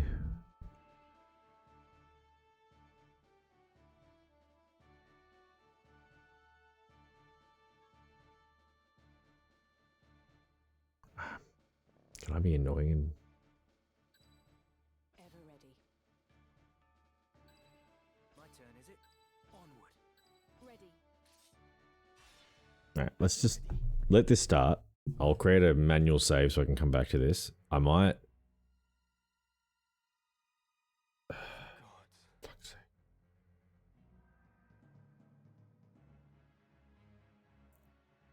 Yeah, I think I can do that.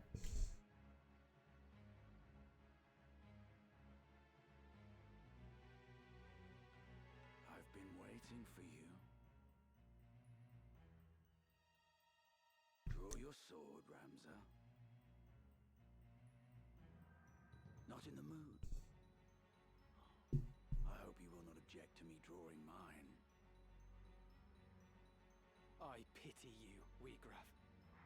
more than you can know. What must Milyuda think to see you now? You would sell your soul to the Lucavi to slake your thirst for revenge. Revenge? You think that is what drives me? All has been made clear to me. I now understand power's true purpose. It is simple, really. Power is meant for ruling over those who possess it not. I still burn for revolution, of course. As much as I ever did. 'Twas that fervent desire that the stone heeded when it answered me in my darkest hour. And so, by its will, I shall bring change to this corrupt world. I shall see it reborn. Your time is at an end, Ramza. I'm attempting to correct my broken Stream Deck stuff whilst he's talking.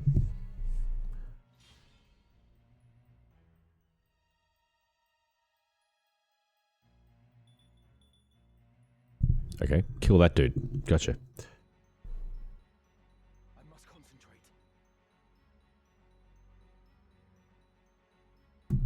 Give me 1 second. I need to enter a code.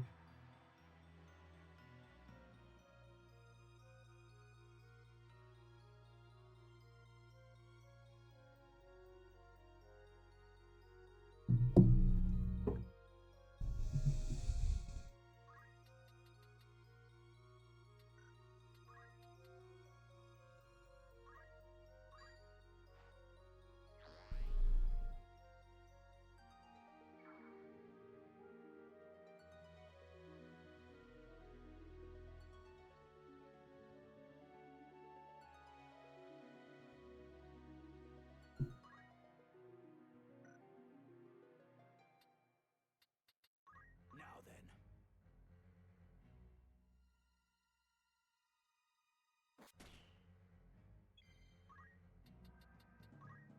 I think I have gotten this far before, haven't I?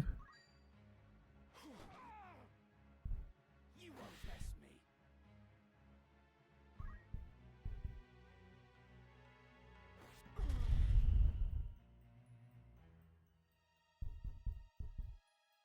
Oracite is the work of demons, not gods.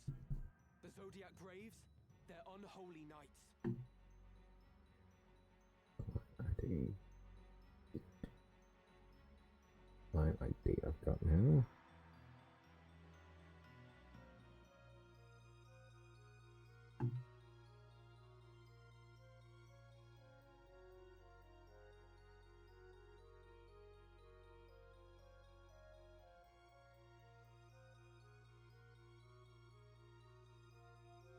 Sorry, almost got it.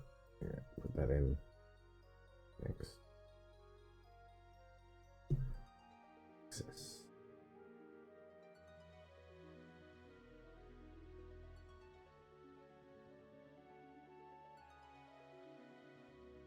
Okay, so that means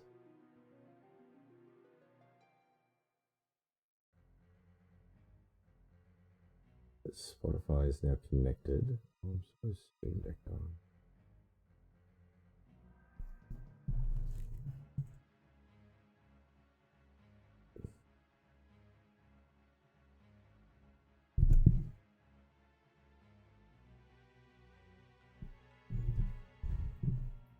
Just as a test, I want to see if my buttons are working now. Because I think the Spotify integration was what was breaking them before. If I just switch this to Be Right Back.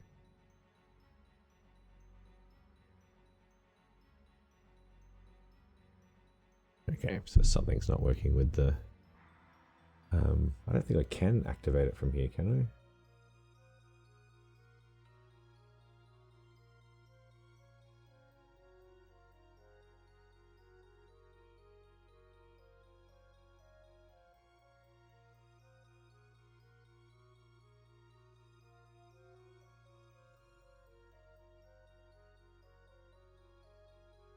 Seems to be the OBS integration that's broken.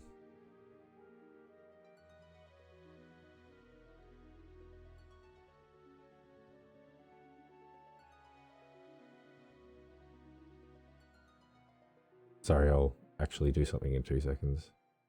Let me just... Scene... Where is it? Scene. Create a button for scene. Waiting for obs.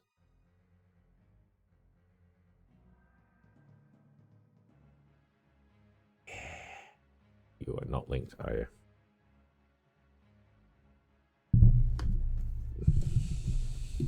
They are heroes of a false legend. All such tales of gods and their miracles are false. Those who would lead prefer that history suit their needs and rewrite it to see that it does. And why shouldn't they?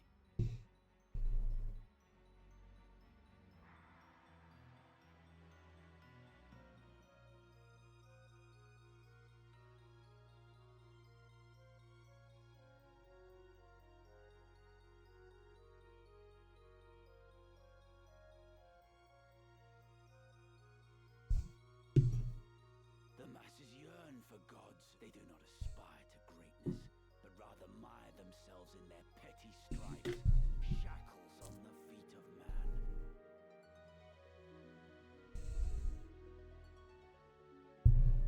So did that fix things?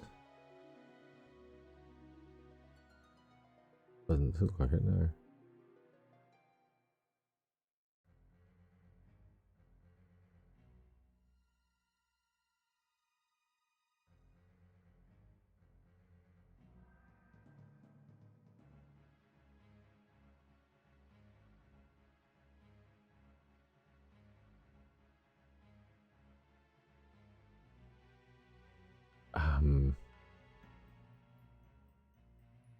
Sorry, I'm stream deck stuck on waiting for obs.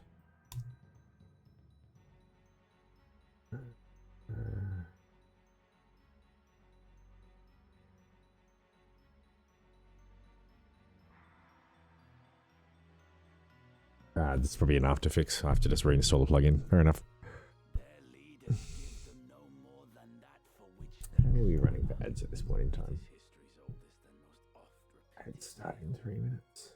Do men exploit this weakness to dominate their fellows? Mayhap they do.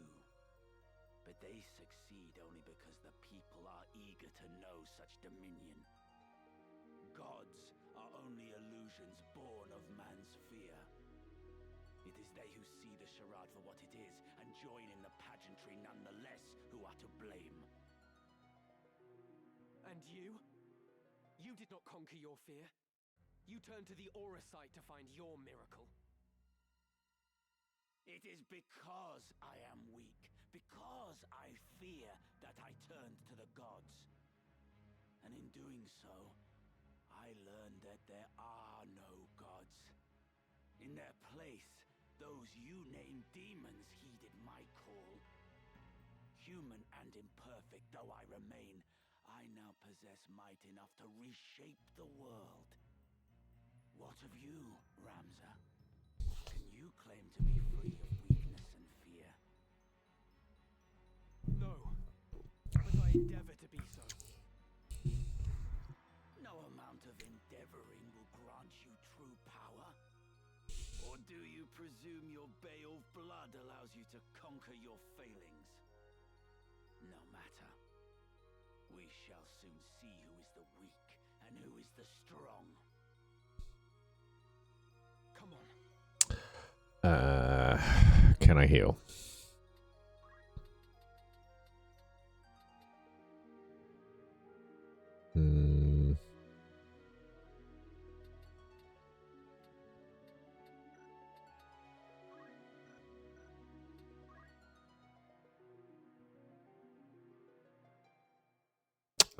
Welcome back to me, I guess. How you going? Italy was 90% amazing and 10% incredibly shit. And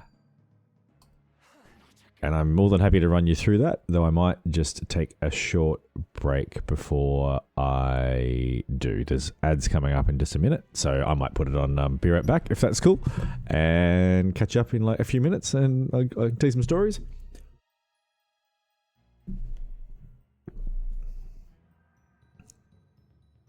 Did I actually manage to kill him there or no?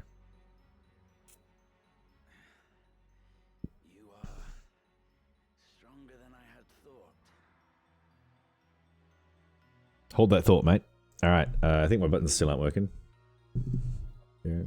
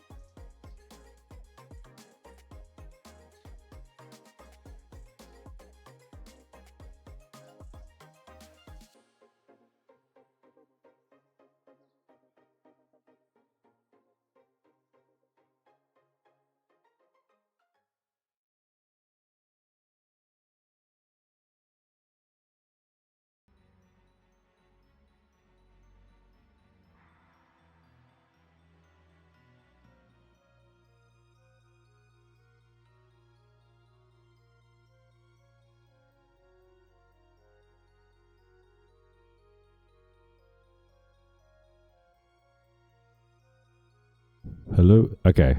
Jesus. So Stream Deck is half working, so it managed to mute without muting?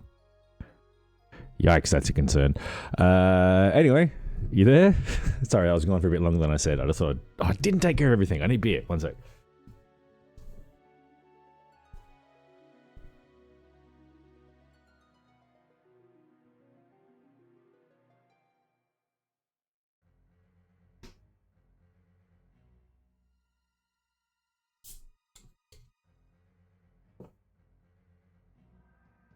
Less?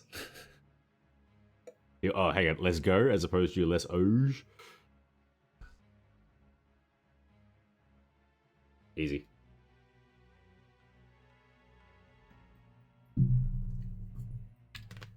I make no comment that may take another minute or two break. But, you know what I mean?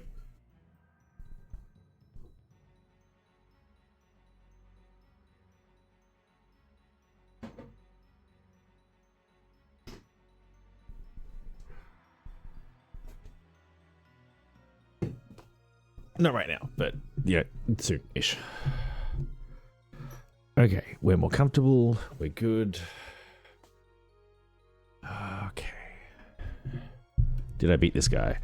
Okay, Italy. How was Italy? Italy, so there was all that kerfuffle, heading into the Italy, the getting the partner over to Perth and back and worrying about flights that weren't going to line up.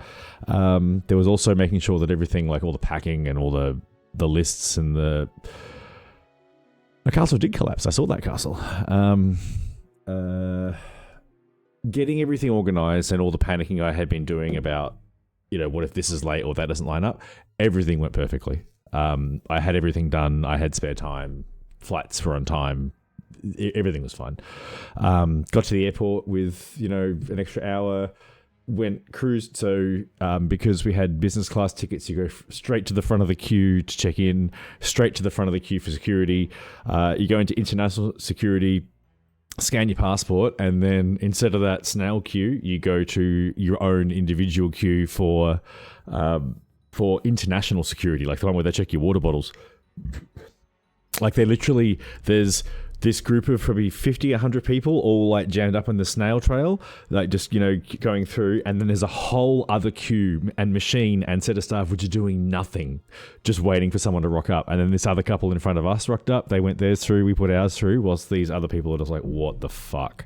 They would have been, this other couple would have been at the same age as us, same sort of thing, just like young, dressed in track pants kind of thing. Actually, that's not. We were dressed better than track pants, but 100%, yeah. So then you go through security, and then there's a lounge on the other side of security. So it's not like in Adelaide, the international area, departure area is pretty good. But we go into the lounge, and it's just free drinks and free food. To the point that like. So we've gone towards the back of it where like there's like a cabinet with like wings and lollies and chips and salads and just like some random assortment of different cuisines. And then in the corner, there's a bottle of red, bottle of champagne, bottle of white, bottle of rosé, and there's a heap of glasses. And then next to that, there's a bottle of tequila, bottle of vodka, bottle of Jack's, bottle of Jim Beam. And next to that is a post-mix machine. So you can just, and there's a bar over there, like other end is a bar. So we're drinking beer because we just got free beers from the bar. But if you wanted, you could just be like, cool, Jack and Coke, here we go. I had a couple of beers, so yeah, we just relaxed in because the problem I had is I'd gotten myself in a bit of a tizzy. Like I'd been working so hard, I was having trouble calming down, like just because I was so excited about everything. So I'm like, okay, I'll just have a couple of beers and you know, other stuff and whatnot. And but yeah, like. Had a couple of beers in the lounge, and then it was cool. Let's get on the plane, and then you get in the plane. And instead of turning right towards cattle class, you turn left, and it's the big seats. And so, what the first plane was there's two types that we went on. There's the newer type and the older type. The newer ones are a bit skinnier, put you on a slight angle, but it's a bit more like kind of encapsulated compared to the older ones, which are just really, really wide ass seats. So you get to the first one and you've got like, it's just the headphones are like big, like these kinds of things, like noise cancelling stuff. As soon as you get on, it's like, would you like a Prosecco? You're like, yeah, sure. So yeah, it's like a couple of beers in, Prosecco, you know, huge. The screen is probably not, it wouldn't be 32, it would have been like a 28-inch screen. Yeah, like just it was cool, and like they had us both in the middle as well. So like you got that dividing wall which is down because they knew we were together. So it was Singapore Airlines, and so like Kate's doing her thing and having like sussing stuff out, and it's like, okay, so here's the menu for dinner and here's the menu for breakfast, and here's the entrees and the main course and the dessert, and you're picking what you want and everything, and I'm like, yep, cool. So I'll have the prawns for the entree was prawns, and I'll have the steak, and then I'll have the cheesecake for dessert, and had another couple of. I think I had another red or something on the plane, but I was like, Kate drank a fair bit, but I'm not much for getting drunk on planes. I get dizzy too easily. But like, yeah. I mean, so I'll tell you about Changi because it's So basically, I get on plane. Everything's good. They take order for dinner. If dinner starts to come out, the prawns come out. They're really nice. Like it's this cold curry prawns dish. By that point, Kate and I we've both lined up the new Naked Gun movie. So we're both like I've pressed play at the exact same time, so we're watching it side by side, whilst also having a dinner. She got maybe ribs or something, and I got like this sole, like a beef sole, so a big thick steak, and it was a thick steak, like a cricket ball kind of size. And hint, I started eating the steak, and I quite enjoyed the prawns. Like normally I'm not much for prawns, but I thought they were good. The steak, I've eaten like a little bit of it, and I'm like, it has this weird kind of meaty taste to it. I'm like, maybe it didn't like it's probably supposed to be medium, whatever. But I ate most of the steak and then a chunk of my dessert. Like it's just too much food. And then so it's weird. Like normally last time I went to Europe, I flew Australia, Doha, and then to Munich. So you do all of your time travel in the first leg, and then you kind of go north in the second leg. Whereas when you go to Singapore, the time doesn't change much. So you get on a late flight, and it's like this 6-7 hour flight. Right. So I'm thinking I might just try and get a little bit of sleep. No, that's not right, is it? Sorry, I'm getting confused because this happened more than once. Basically, I got sick. So about 2 hours after I had the steak, I'm like, my stomach's starting to do backflips and I'm starting to feel a bit queasy. And then I started blowing chunks. It was just like, it's like, I think that's right. I was watching a movie. So we finished watching Naked Gun, and then I'm going to watch, I think it was The Life of Chuck. I started watching that. Or something. I started doing something and I'm just like, hang on, like I'm not feeling 100%. Maybe I'll lie down. So yeah, business class, like the seats don't just go like a little bit down. They go dead flat, like 100% flat. And I am a 6'2" monstrosity and I can stretch the whole way out. So like lie completely flat, arms above my head with feet stretched out as far as I can go. In my king size bed, my feet hang off the end of the bed. But yeah, so I'm like, it started off just like a little bit dizzy, a little bit queasy. I'm like, okay, you're an idiot. I was taking 2 different types of anti-nausea tablets. So I was on metoclopramide and Stamatol, which are 2 prescription anti-nauseas, and I was taking them like offset to each other. So, and yeah, that's right. So I decided I would try and get some sleep. I'm like, no, right, Kate, you watch your movie. I'm going to maybe try and get a couple of hours shut eye just so when we hit Changi, I'm a bit rested. And then I've gone to lay down, and then I couldn't quite get to sleep. And I was thinking, shit, I'm due to take more anti-nausea, but like for some reason in my head, I was thinking it wasn't a good idea to take them because it was like, I think I was just confused because I was half asleep. But I started feeling sick. So I'm laying down and like I start feeling this queasy feeling, and it's like, okay, shit, right. Set up a little bit because laying down actually started to make it worse. Started blowing chunks. And then it was like an hour till we had to land. So I'm like, yeah, just moaning and groaning, and yep, the steak. So no, not the prawns, because everyone had the prawns. So if it was prawns, what the fuck? But so I didn't realize it at the time. I was thinking it was just because I hadn't taken hadn't taken anti-nausea tablets. In reality, I had. They were overlapping. Should have worked anyway. We figured out from a trip still 2025. Earlier this year when I went to Kangaroo Island, I have a really strong sympathetic response. So like when I'm sitting next to Kate on a ferry that's doing this, 6-meter swells going boom, boom, boom, I'm like dripping with sweat. There's mucus everywhere, vomiting a lot, whereas everyone else is just vomiting a little bit. Like I get so much sicker. Well, no, so I've had salmonella I've had after a couple of hours as well. I mean, I don't even fact check that. It's easy enough to look up. But 2 hours for food poisoning is about right. And then it stayed for about 12 hours. Salmonella is 2 hours and then lasts for days. It was because I'm pretty sure I've never got tested. But anyway, it's food poisoning, but food poisoning insofar as maybe 3 or 4 people would have had the steak and everyone else would have been like, oh, my stomach's a bit funny, whereas I'm moaning and groaning and unable to move. So basically, Kate, being the doctor that she is, she's picked up on this whole sympathetic thing. She's like, from seeing you on the boat, I'm pretty sure the quote is, I've never seen anyone have such a strong sympathetic response. And considering she works in a freaking hospital, that means something. Like that's, yeah. So to put it in simple terms, two people in the same situation, if I'm one of them, I will have a stronger sympathetic response, which is not just nausea. It's also like flight or fight response. It's all that like lizard brain, the physical sensations you get with certain feelings kind of thing. So yeah, I got food poisoning.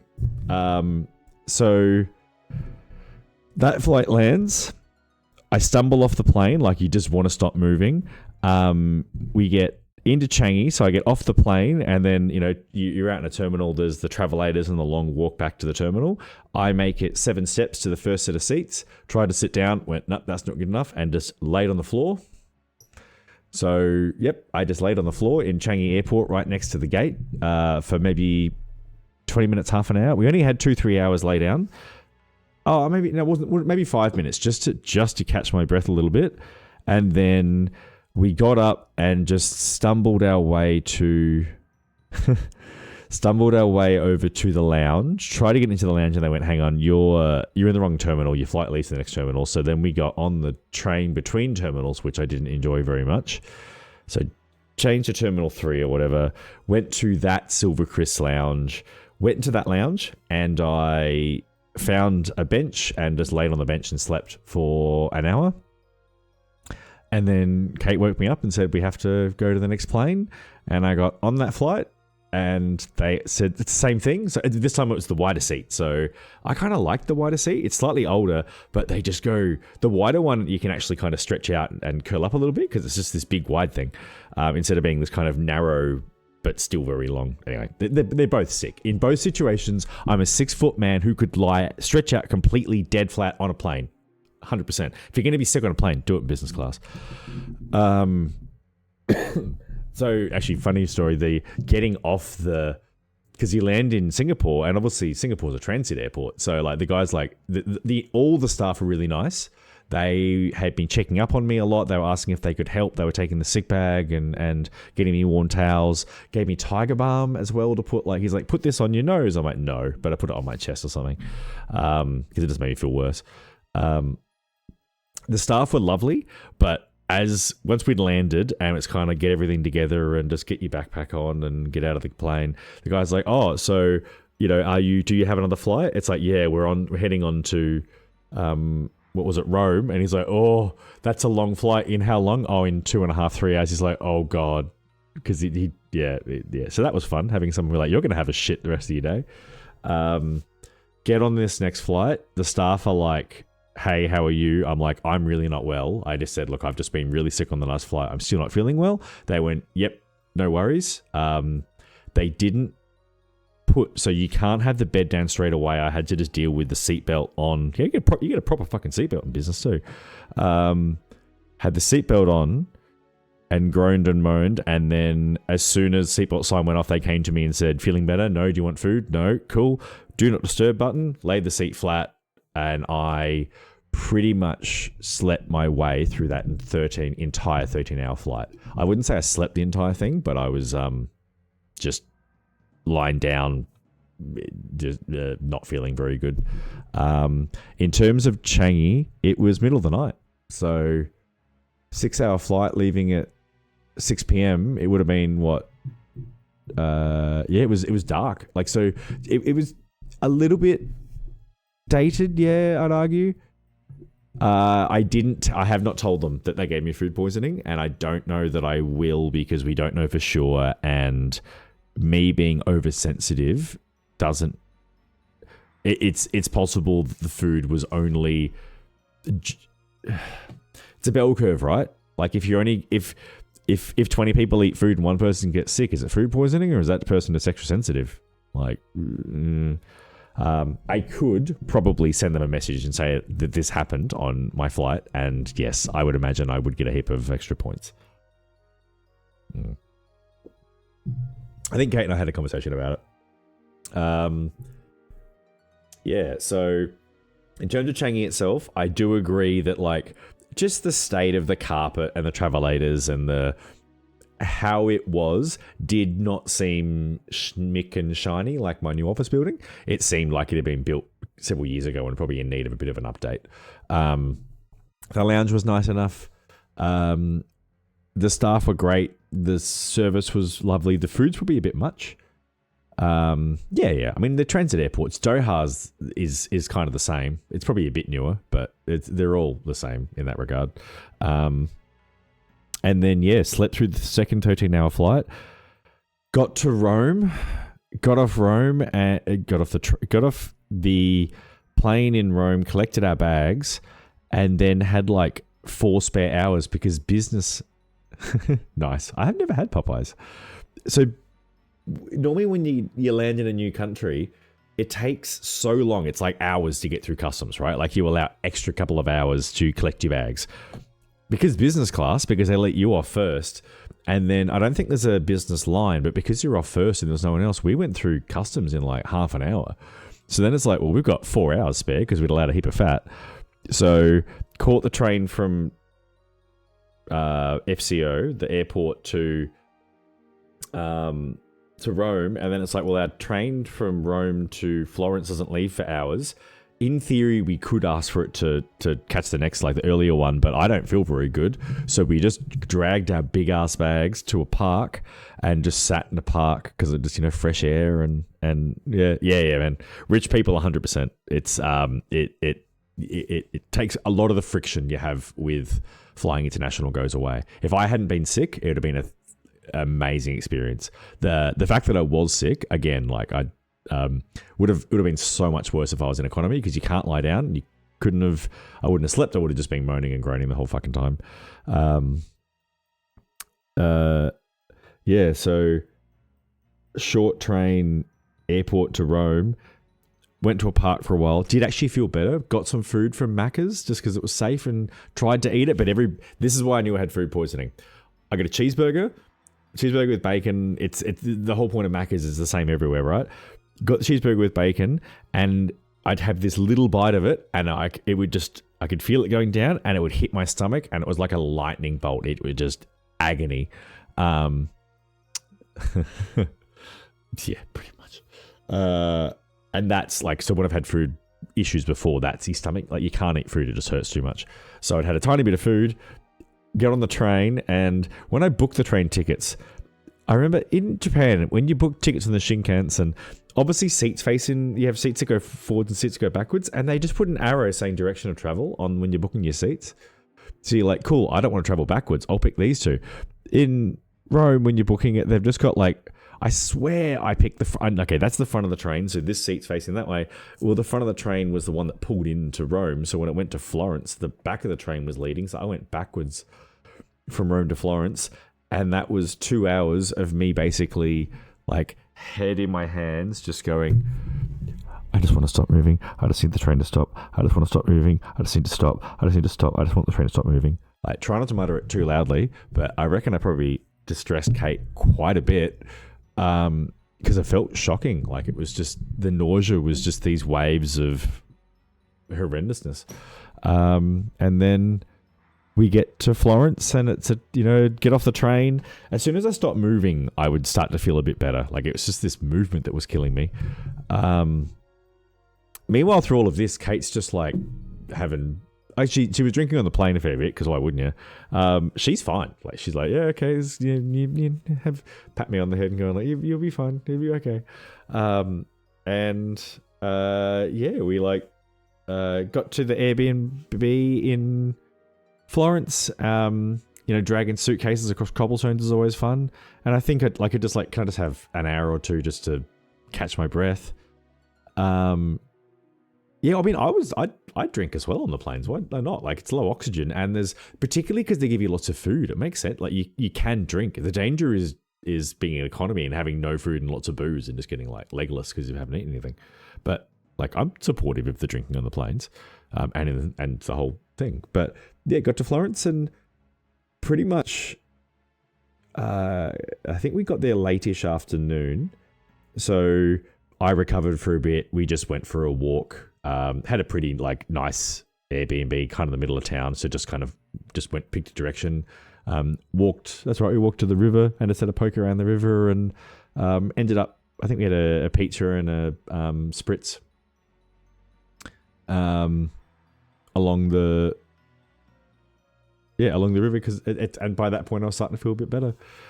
But fuck me, like it's happened before. I went to Europe.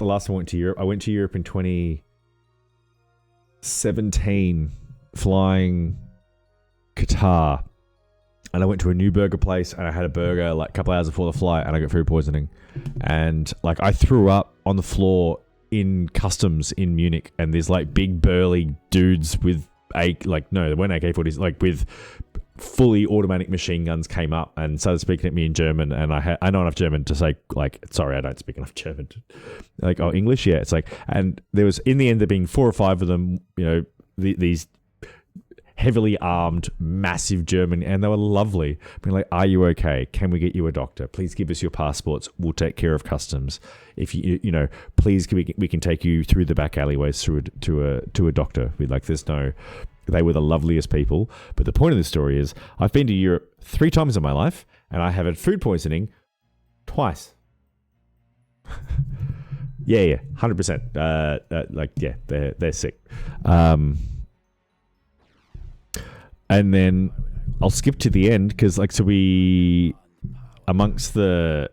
from Florence it was a car, and then drove the car around to and ended up in Venice, and then from the train from Venice to Rome was also a backward seat. Fuck that up too. Fuck that booking up as well.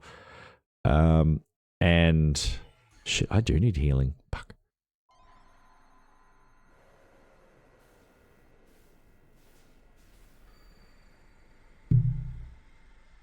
This could be a problem. Yep, so backwards train, 4 hours. I was okay that time. Was very careful with the anti-nausea stuff. Still felt a bit queasy, but was able to like play Game Boy and watch some TV shows or whatever the fuck it was. Ooh. I'll get my team back. Sweet. So that was okay. And then the flight back... So I was saying before, the reason I have been away so long, I got sick after we got back from Rome.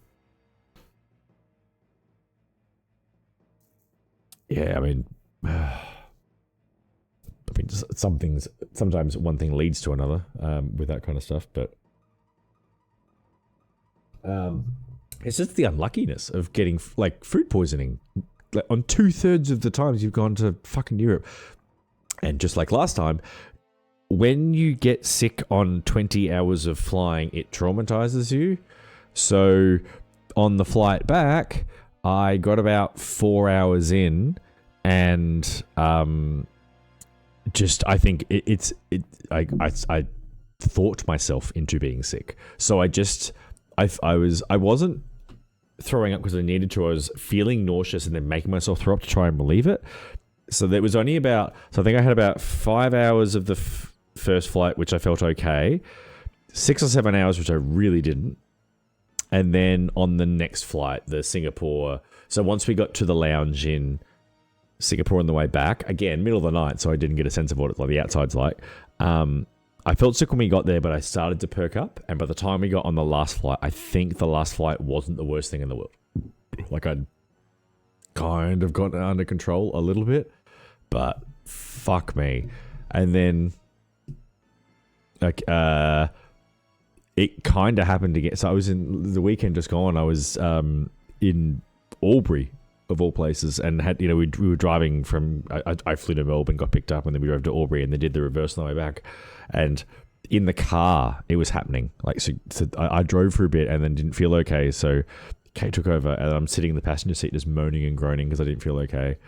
Like, Jesus. Like, and now I've started the new job, and just on the bus, the 10-minute bus on the way to work, I'm getting sick. So pretty much all of them. So the only other shit thing happened in the middle, and it was to do with the Ferrari thing. But basically, I think the last full day we had in Rome was a like just nothing booked, do whatever. And I woke up with a pretty chunky headache, I think, from memory. Just gonna move my camera slightly.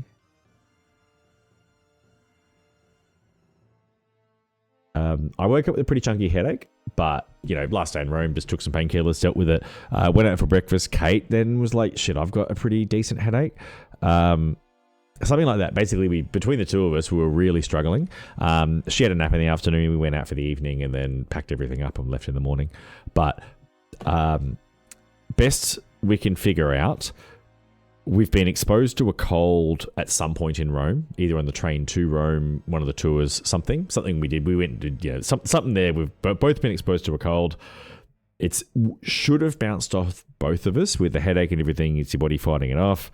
And then because I've kind of traumatized myself and gotten sick, basically because I've thought myself into being sick on the next flight and stopped eating, I think the cold's gotten a way in. So I then landed on the Saturday.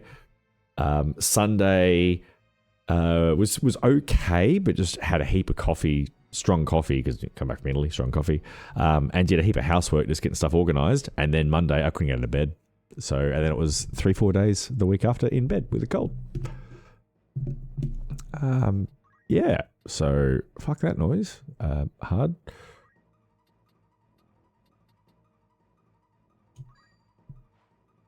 Every bit helps. Yeah. It has been a whole thing. So the intention was to come back from Italy and stream most of that week. I'll get to that in a sec.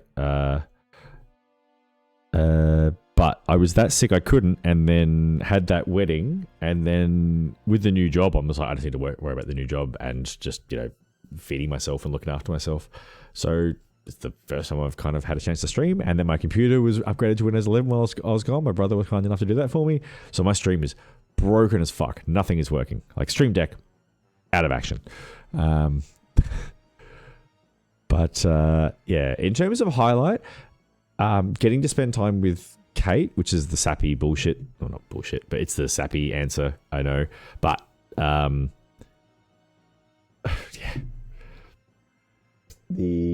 It's you know, we've been effectively long distance because she seconded, you know, 500 k's away since, that's what we're 4 months into that. So just, and even then, like before that, just with both of us working full-time job, it's shit. So just having the thing about Italy is the food, right? Like, the main thing you're there for is to eat like a fucking king. So just being like, cool, let's get breakfast here and let's do this and let's have this food and we want to have this. It's just nice. And just hanging out and chatting and whatnot. So that'd be the highlight. So hang on, I'll play some more game. I learnt a big lesson with what happened. So with the Ferrari thing, I'll not drag out the story too much. The Ferrari track experience got cancelled when I got to the track. So that was supposed to happen at 11. So got up in the morning, got ready, went to the office early. So I was at the office and got there at like 10:30 and said, hey, I'm here for my track experience. And they were like, you need to be at the track, not at the office. I'm like, fuck, that's like 20 minutes away. So quickly jumped back in the car, raced over to the racetrack, and like using Google Maps, take me to Autodromo di Modena. And, pull in, it says go here, so turn off, and then, yep, this is looks like the entrance to a racetrack, and there's a big closed gate with a guy with a clipboard. That's what you expect to see at a racetrack where you're doing a thing like this. Yep, cool. Buongiorno, red line, Ferrari, trying to half-ass our way through. And the guy's just like, no. And, like, he spoke enough English that it's like, hey, we've paid for this thing. It's booked. And he holds up this clipboard with a piece of paper that at the top, it had like Fuckyard Industries. It definitely had the word fuck in it. The word that came after fuck kind of matched with fuck, but the takeaway I got from that was millionaires like fuck around company, right? Like someone, the name is a joke, but to call a company as a joke, it's clearly you've got a lot of money because yeah, and that clip had fuck something at the top, and then it had a list of maybe 7 or 8 names, and they'd all been crossed off. And I could see through the fence there's like a racetrack, and there's red Ferraris, and some of them are moving, and some of them are not. I say to the guy, and someone else, the car in front of me had been doing that, and then it had done a 3-point turn and burned off as we've pulled up, which is said to the guy, like, hey, like, I've definitely, like, I've got the receipt. I'm supposed to be here. Can I please park in the little car park here and just make phone calls and find out what's going on? And he's like, no, you can't. I'm like, I mean, what the fuck are you going to do? But anyway, like, I didn't really know what to do. So I'm just like, yep, cool, backed up, drove in it, turned thing, and then found, like, just drove down the next road, managed to find, like, a caravan park and just parked in their waiting bay. And then we've called the office we were at half an hour before and said, hey, we've just been turned away at the racetrack. And they go, yeah, we are so sorry. It's been cancelled. Like, sorry, I've been trying to call you, but your experience has been cancelled. So best I can figure, it was booked in, and some rich dude has, like, presumably this has happened before or whatever, but some rich dude has had his company or whatever rock up to the racetrack and say, because the way this works is the racetrack, there's like 7 or 8 of these cars at the racetrack, and the instructors work at the racetrack, and then the different companies that you can book this experience with, you're actually just booking that thing. Like, they've all got access, because the prices are all the same. I noticed that. Like, I was looking at doing the racetrack thing with different companies, and it's all the same, exactly the same price for the same experience. And then when you get to the racetrack, yeah, there's like 7 or 8 of these cars, and like, cool, that's supposed to be my car, blah, blah, blah. So best I can figure, millionaire has called up racetrack on the day I was supposed to do it and said, hey, I want to rock up with 7 or 8 of my mates and do the thing. And they went, we've got bookings today. And he said, I'll pay triple, whatever the fuck. And they went, yep, so no worries.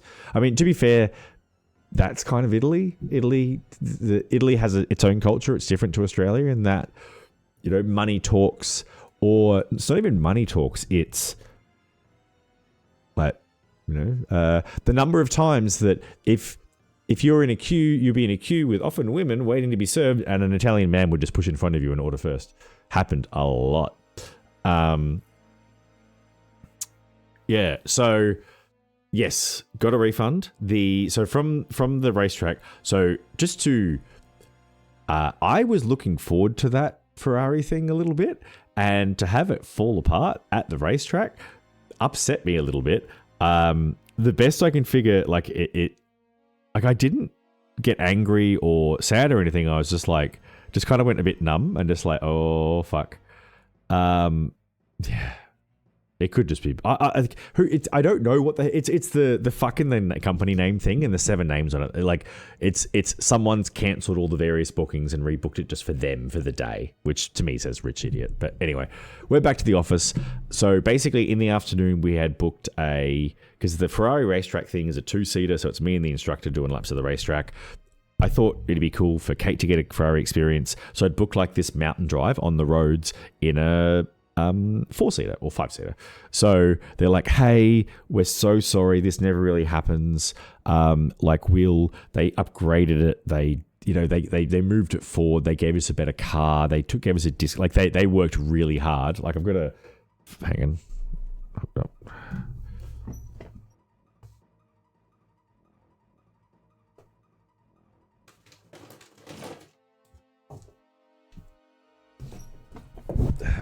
yeah, I got this. Like that's hang on, proper Ferrari hat. Like, yeah. So, they were They were probably expecting me to go mental. Like you could, yeah. They were really apologetic. I've got a video on my computer. I have a video of the Ferrari drive. So basically, it was a Ferrari 40 something, 40C.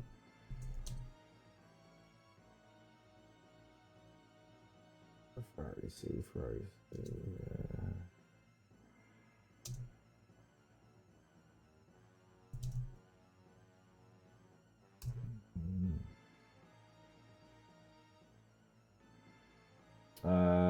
Is it that one? GT4C Lusso?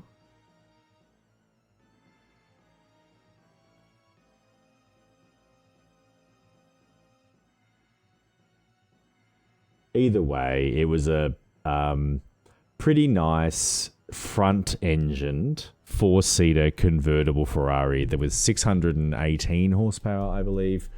Drove it around for about an hour on the streets. At a couple of times, I'd be cruising around.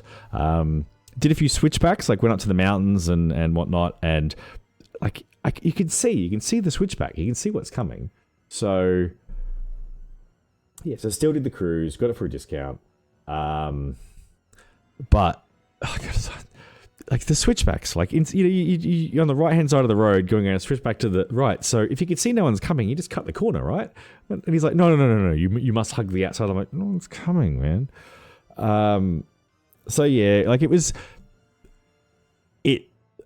getting in a Ferrari and still getting to drive it on the road. And to be fair, like you go up into the mountains and then you come back down and then I went past the Ferrari F1 factory twice. That admittedly was cool. Like this little really narrow roundabout where like, hey, the road I'm on and the one I'm going to, the third option is the boom gate into the massive building, which is Ferrari F1 Technologies. Like it's right there. And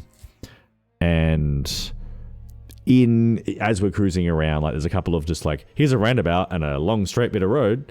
So you go through roundabout and you get a clear view of, no one's coming, it's not too dangerous. You go and here we go, and where you go, and then I just plant it. So I got up to 184 or something. Also, the cool thing, so apparently all Ferraris have this. I'm driving obviously on the left-hand side of the car. He's in the passenger seat on the right-hand side of the car. He touches the dash and a display comes up on the dash, like this little strip, and it's got speedo and what gear I'm in. Like it's all like the important information. So he's like, you got to 184. I'm like, I could have gone. And it's more like you just, I mean, I've done more than that in a Mercedes on the Autobahns in Germany. But anyway, it was good. The Ferrari was squirrely, like you're planting it and it's just blah, blah, blah, blah. And it's like you can feel it trying to keep itself in a straight line because it is very, very quick. And like at the end of it, Kate's like, would you want to buy one? I'm like, probably not, because that car, like by the end of that drive, that car smelt hot as fuck. Like when comparable to old cars, like I don't, maybe like old utes or whatever, and you go out thrashing a ute in I can't even picture it, but just when you've been treating a car really poorly and you get out of it and it just smelt like hot oil and hot coolant. You're like, oh, that's not that. So yeah, did the Ferrari drive. Then went and checked out the Ferrari museum. That's pretty funny because in the final room, they've got a heap of F1 cars and then just all their championship trophies on the wall, and they don't clean them. So they're all tarnished and dusty as fuck. I was like, yeah, I quite like that. No, it's just Ferraris. Like they're just, they like performance cars like that are going to smell hot. And I was driving it like I was like, I mean, it's, if the head was blown, I would have been able to see it because I had coolant temperature, oil temperature, and oil pressure on the dash. Like it's a race car, but it is difficult to explain to Kate and some of her friends. Like they don't quite understand. Like I was saying to Kate, like ultimately doing that Ferrari drive probably helped me not spiral as badly as I could have with the track thing being cancelled, but it doesn't make up for it. Like the difference, the driving a Ferrari on the road is not a substitute for driving a 4-seater front-engine Ferrari on the road, even at 184 and running some switchbacks, is not comparable to driving a 700 horsepower 2-seater fucking race car Ferrari around a racetrack. They're just but nonetheless, at least I got to drive the car. And we saw the museum was cool. What the huge mistake was, so Ferrari's in I've forgotten the town name. It's not Ferraro. We could look this up maybe. We got time.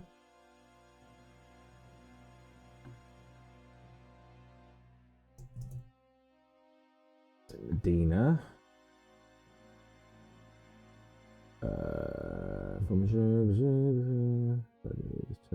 Type in Ferrari. Maranello.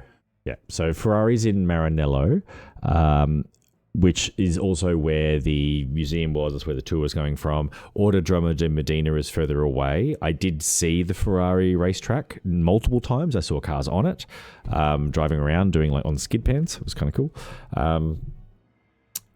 But we stayed in this little town called Montale, which is not a tourist town.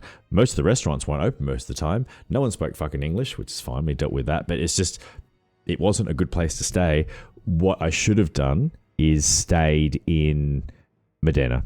We should have stayed in Medina and had just caught the train out or dealt with the driving. Also, like everyone said, hey, if you hire a car in Italy, only drive in the country roads. Don't drive in the cities. It's too difficult. Driving in Italy is fucking easy. No one in Italy knows how to drive, but they all know how to drive. It's so obviously you're walking along and then like someone's boosting along and then they try and turn left, but there's a truck that's pulled out, so they just stop and then they're just blocking the road and then you're like, this is fucking stupid. What the hell? But no one hits anyone, right? In Italy, yes, they drive like some dude. I'm coming up to a roundabout and he wanted to get past me, and to be fair, I left space in case there was going to be 2 lanes as we approached the roundabout, but there weren't, so I moved back towards the middle and he honked me because he was trying to overtake me through the roundabout, and to be fair, I just moved out of the way and he overtook me through the roundabout. That was the only time I got honked the entire time I was there. People will do dumb shit, just be ready for it. Driving on the highways is like driving on the Autobahn. People will get out of your way if you want to go fast. I think Italian drivers are better than Australian drivers. So I would have been absolutely fine to have the car in Medina and stay in a nice part of Italy. No, we did not check out the Flagreen fields. Hang on, I'm going to copy that into... also, I've changed the chat rules. So links, it shouldn't be quite so punitive. No, we didn't even go near that. That's Naples, man. Too far away. We didn't go south of Rome. Was I whinging about? Oh yeah. So it's the Ferrari thing was like a bit of a low point just because we'd stayed in this kind of crap. Like Florence was great. Everything that happened after it was great, and we just stayed in this kind of like quiet, shitty corner of town, which was a fine trade-off because of the Ferrari thing. When the Ferrari thing fell through, then it's like, cool, let's go back to our shitty Airbnb where we can't get food and then be sad about it. I'll be sad about a Ferrari thing for a night. Yep, I'll stop whinging any second. From there, we then went to Desanzo Delgado, which is a resort town on the edge of a lake with like a little island that you can get to with a monastery on it. Like you walk across literally a drawbridge, and then at the back of that there's this really high-end spa, like thermal spa, blah blah blah blah blah blah blah. Like everything before the Ferrari thing was amazing. Everything after the Ferrari thing was amazing. However, the Ferrari thing kind of made it hard for me to enjoy Italy a little bit, just because it really trashed my mental health, which it is fair but also unfortunate, I guess.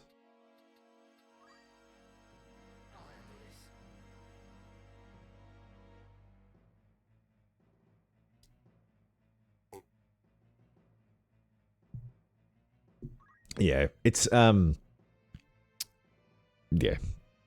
it's a shit thing. It made me.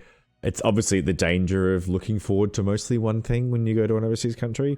Obviously, like we'd spent a truckload of money on this trip, so that kind of sucks and blah blah blah blah blah. But like, it's. I mean, the money's been spent. Who cares?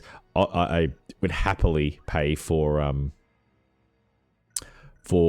business class again. Like if I knew I was going to be sick on that flight, I would still go business class. Like it doesn't really make sense.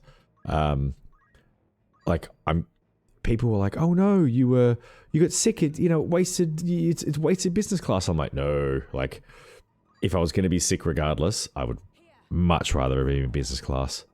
So much easier. And the food was amazing. The food was surprising. In that I expected the food to just be amazing. No, that's not true. The food wasn't that much better than what we get here in Australia. Like, to be fair, I live in a pretty yuppie area, so there's like not a lot of nice restaurants around, and the food is expensive. But ultimately, like the pizza, if you go to the Italian pizza places, it's the pizza is quite good and the pasta is quite good and blah, blah, blah, blah. Like you can still get bad pasta, you can still get bad gnocchi, but on average, what we found was like the bar for loaf, like there was less shit food. So even like in a sort of cheap corner store kind of place, that the food would still be really good.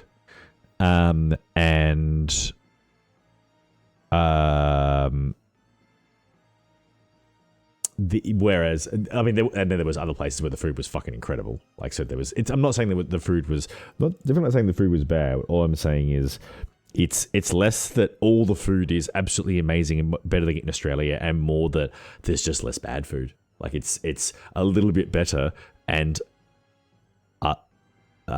there's a lot less bad food. So a little more good food, a lot less bad food is kind of how to describe it. Interestingly, they're not big on chili, like making hot food. Like even when you get like spicy stuff, it's not that spicy, which was surprising.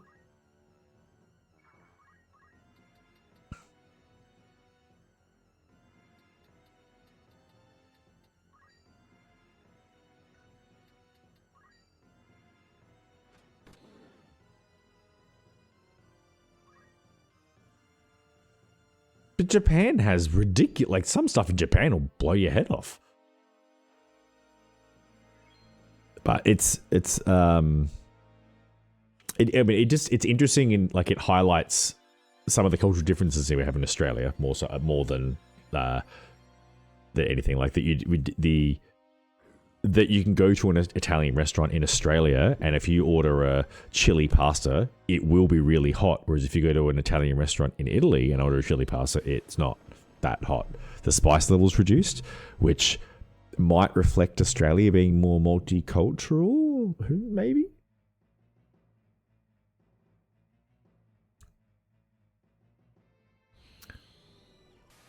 Yeah, I mean, I can handle a fair bit of heat and like a fair bit of heat.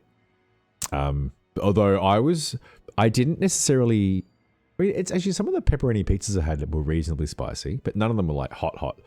But it's more. Kate was actually looking for, like, she really wanted a chili pasta, like chili clam, I think, or chili something pasta, which she found on like the last day, and it still wasn't hot. Like, it still wasn't actually spicy. So it was like, again, not a complaint, not a bad thing, just surprising. I still want to attack the guy from the back, I think. Yep.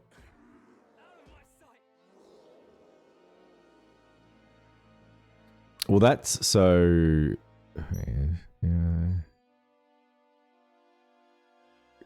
hang on. Okay, so Japan. Spicy food. There was a type of ramen that was spicy, so you could get. Actually, no. Oh, hang on. Yeah, no. There is spicy ramen. I reckon it's a sriracha sauce. You might be right. It's the you get the spicy order and then you add more shit to it to heat it up. I can check with Kate. She'll remember. She cares about this stuff.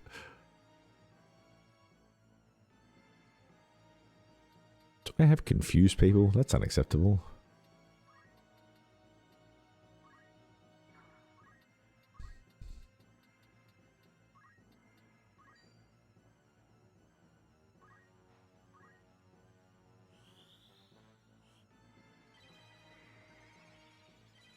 Really?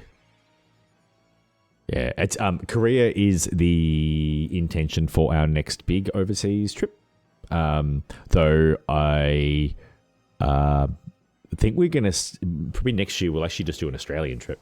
Is currently the thinking. We're thinking about doing a couple of weeks in Tasmania. Yeah, me too. Like I quite like the spicy foods.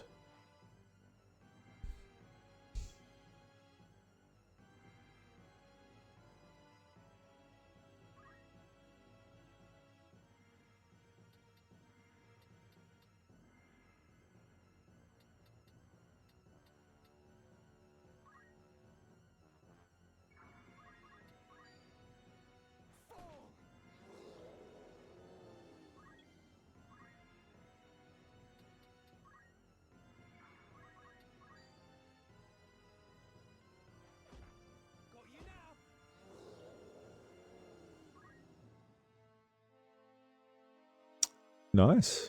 I had a friend who just did Taiwan and Hong Kong, and I need to catch up with him and how it was. But yeah, similarly. You're gonna cure that guy. Thank you. Appreciate it. What is this? Cure shit contagious? Confusion?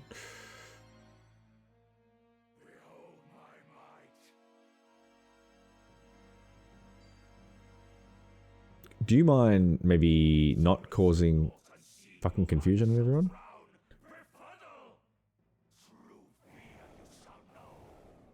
I found an account this lady.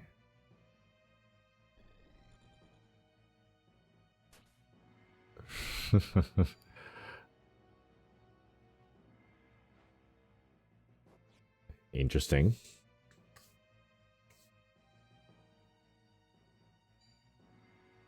So every single one of these people is confused. What the fuck, man?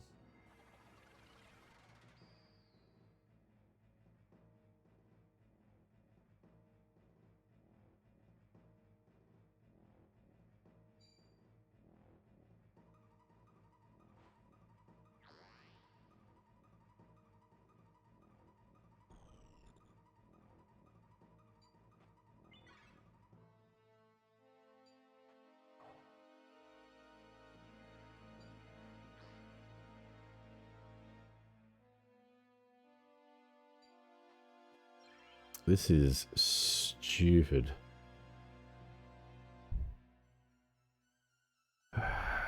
I don't see AI being smart enough to work out how to place a bet correctly. It's more likely to be fixed. Like, how many times have they done it successfully?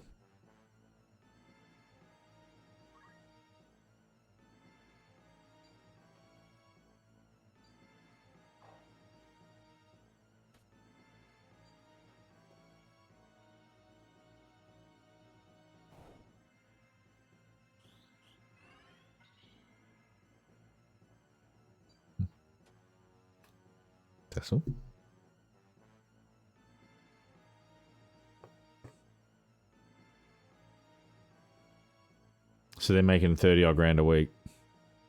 It's oh, hang on. Are they like they're winning two to three a week, but placing hundreds or thousands would be the question. And only showing you the winning ones. I'm skeptical. Yeah. I think we got ads about to run, if I'm not mistaken.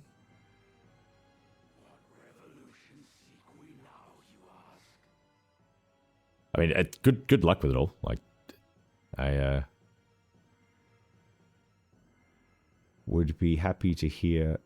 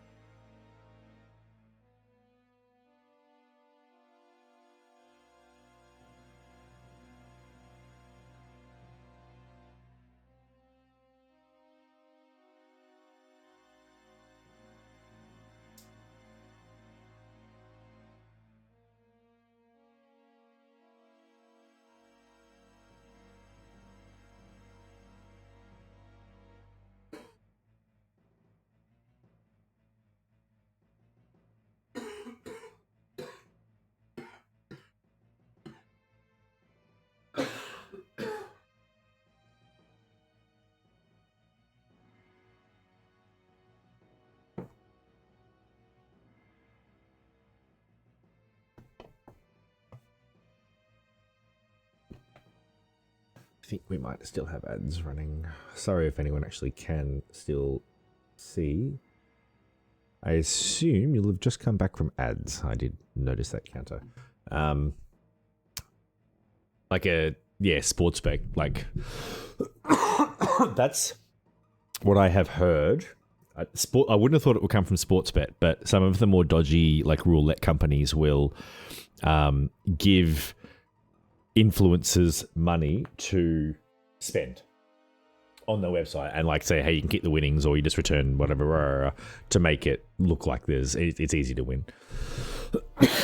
One way to find out, right?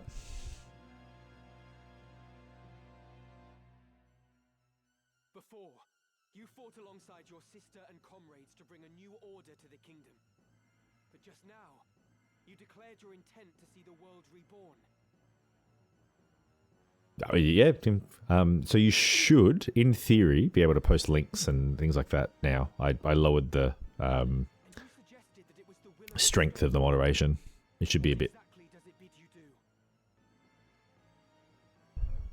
I also have a way to give you, like, time protection as well.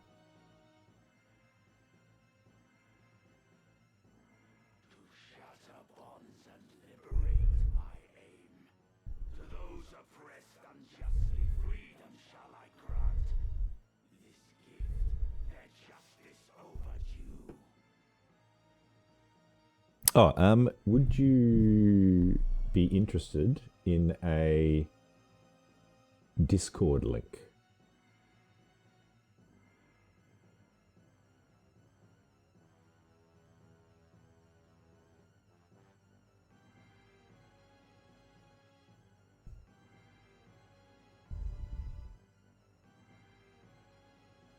If you would like, that is a link to a Discord that I've recently revived and will use to kind of communicate when I'm on and off and what's going on, blah, blah, blah.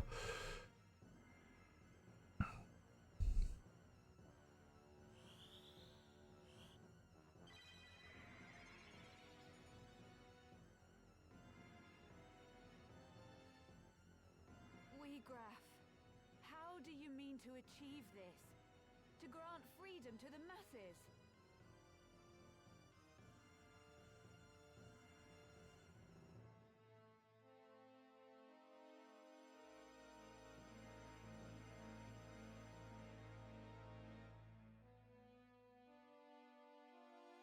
Hang on, I don't think that profile view.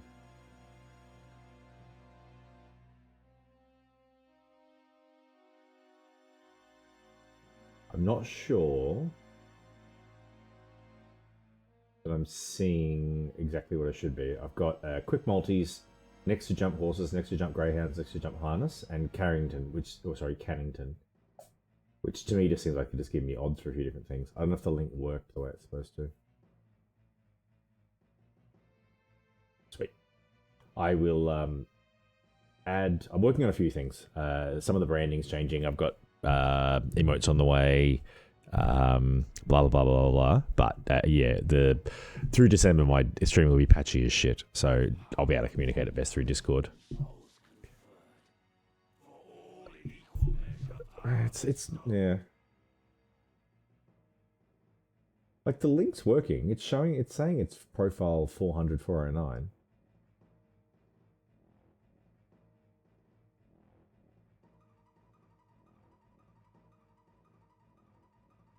Wait, actually, I think popular same game multis. I mean, I don't think you want popular same game multis, right? Quick multis, EPL matches, NBL matches. I don't know.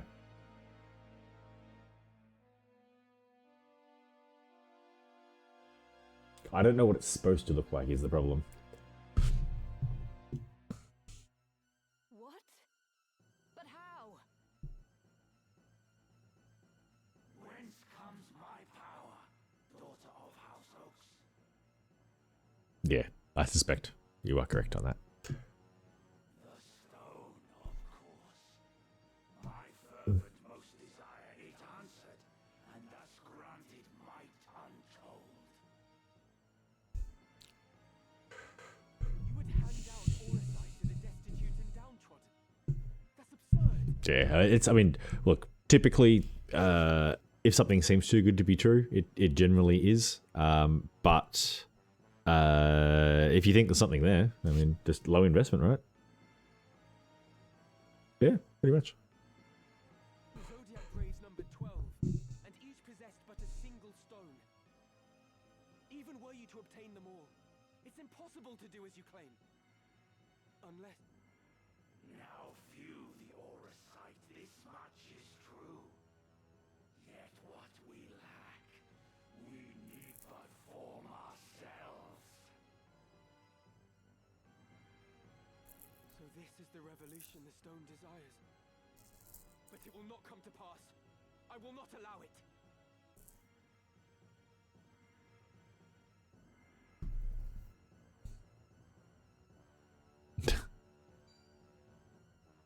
Everyone's still confused.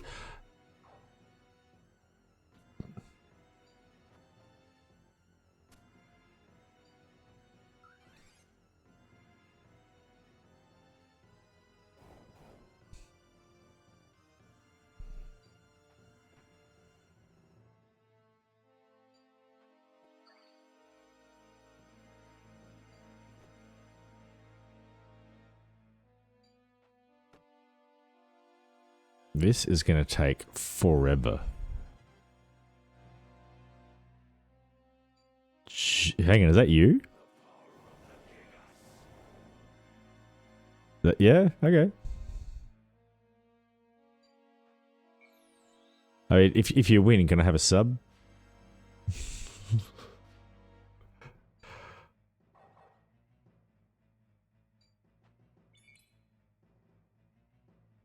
You might win a month's worth of Game Pass.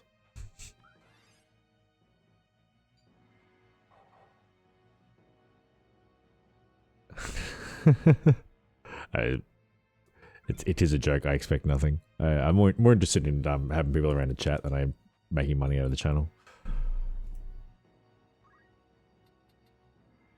One of the good things about having one of those white collar careers. Oh, I can do a thing again. Fucking die.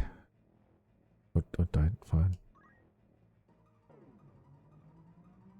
But yeah, 5 out of 7 is anxiety inducing.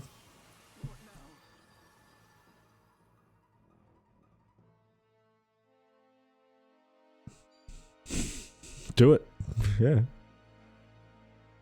That is potentially the plan for 2027.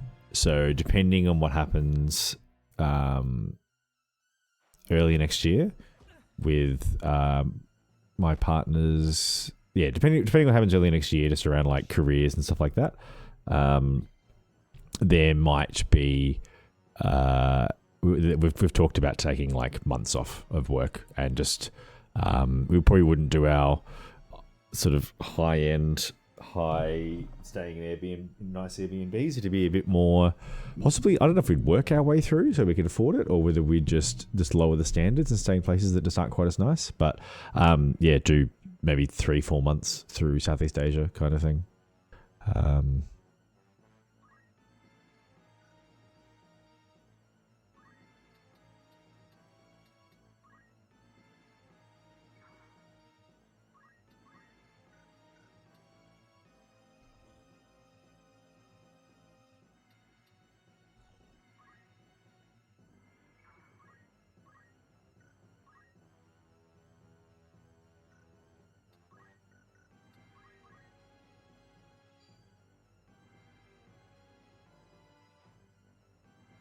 Yeah, yeah. I mean, that was my thinking as well. Like in theory, if we it's the problem with flying business class is you get addicted to flying business class, and then you don't want to do anything but fly business class. But even then, I suspect we would be okay. You should be able to save up enough to make it fine. And we're both in situations where, in most Southeast Asian countries, our degrees are valid. So I can pick up engineering work and she can pick up locum work, which both of that pays like, so freelance engineering and freelance doctor is like $200-300 an hour. You just work a day, you work a day every couple of weeks. It's fine.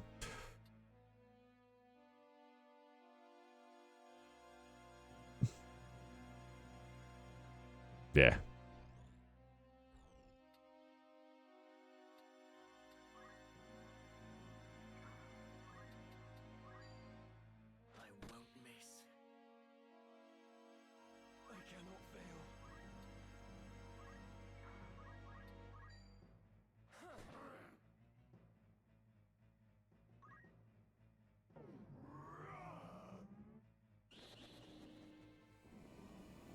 What the fuck is this? Come then.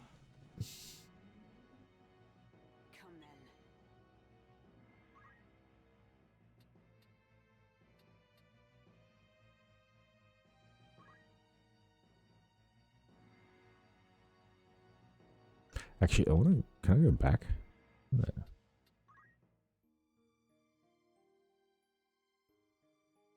2206. I wonder if it's not far enough. Yep, not far enough.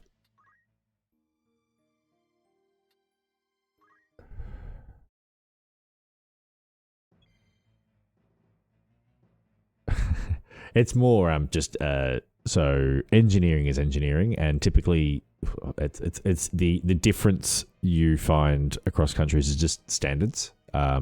So if I was to just go to Europe and be like, yeah, structural engineer, there would be a bit of like, okay, you have to relearn the standards, make sure like, the practice is different. Whereas a lot of Australia's neighbours use Australia standards. So it's the same. Like and even then they're kind of like loose and like it's not quite the same. But yeah, and engineering's a funny one as well. Like you will find you'll walk into an office where there's different people doing different things because that's how engineering works, and you'll find a way to contribute because there'll be some skill you've got that lines up and blah blah blah.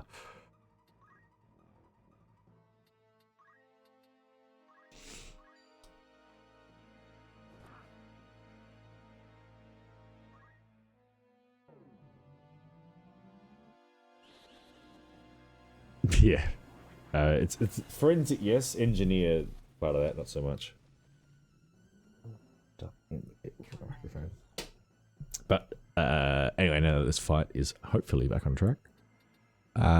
Yeah, so apart from the Ferrari shittiness, and I did realize very quickly, like something that's big, something that is that big and bad, you're not going to be able to fix. Like, unless you can go like, cool, we'll just do a different Ferrari drive, you know, in a very fast car on a different day, which wasn't possible. It's just like there's no fixing this, so it's just like focus on having a heap of little nice experiences. So like the next place we stayed at was like this resort town where all the restaurants were gorgeous and everything was gorgeous, and the place we stayed at was amazing and had like a coffee machine. You just poured beans in the top and it made espresso, and it was really good espresso. And at that place, we had also booked like this spa afternoon. So like we walked to the spa, which took like an hour and a half and was like a hell of a walk. So our legs were killing us, and then you get to this spa, and it's like, cool, take your clothes, like put your clothes in this bag, put it in the machine. Here is your thongs and your skimpy underwear and your robe. And then we had 10 minutes in the pool where everyone is, had a spritz, and then went into our private room with like the spa and the massage table, and just sat in the spa for an hour, drinking champagne. They gave us a bottle of prosecco and had like fruit fondue. Oh, you can still get bad coffee in Italy. Managed to find it. It's just it's different. It's espresso is different. I'm interested to now just get an espresso in Australia and see if it's palatable, because I'd never found them palatable until I went to Italy. Which might just be me kind of trying it again. Who knows? That's a hell of a lot of damage. Yes. So yeah, the spa thing was amazing, and then we just like hung out at the pool for a while, and then we're like 9 p.m. was like limping our way back. But that place was amazing. Driving was amazing. So like my favorite drive through Italy was not the Ferrari drive. It was just taking our little Peugeot 206 hybrid up through the mountains. Some of the driving we did in that car was really, really cool. And then from Desanzo del Garda, we went up to Tiano di Sotto, which was, it's just a little town up near the lakes that has it had a little like similar kind of, not similar, it was a hotelish resorty thing with a pool outside and a sauna, 3 different types of saunas in the downstairs, and a spa downstairs, and no one else was staying there. So we got checked in by the lady, and then she's like, yeah, I've got to go. And then it was just us in there. So we kind of had this like run of the whole hotel to ourselves, and there were electric bikes.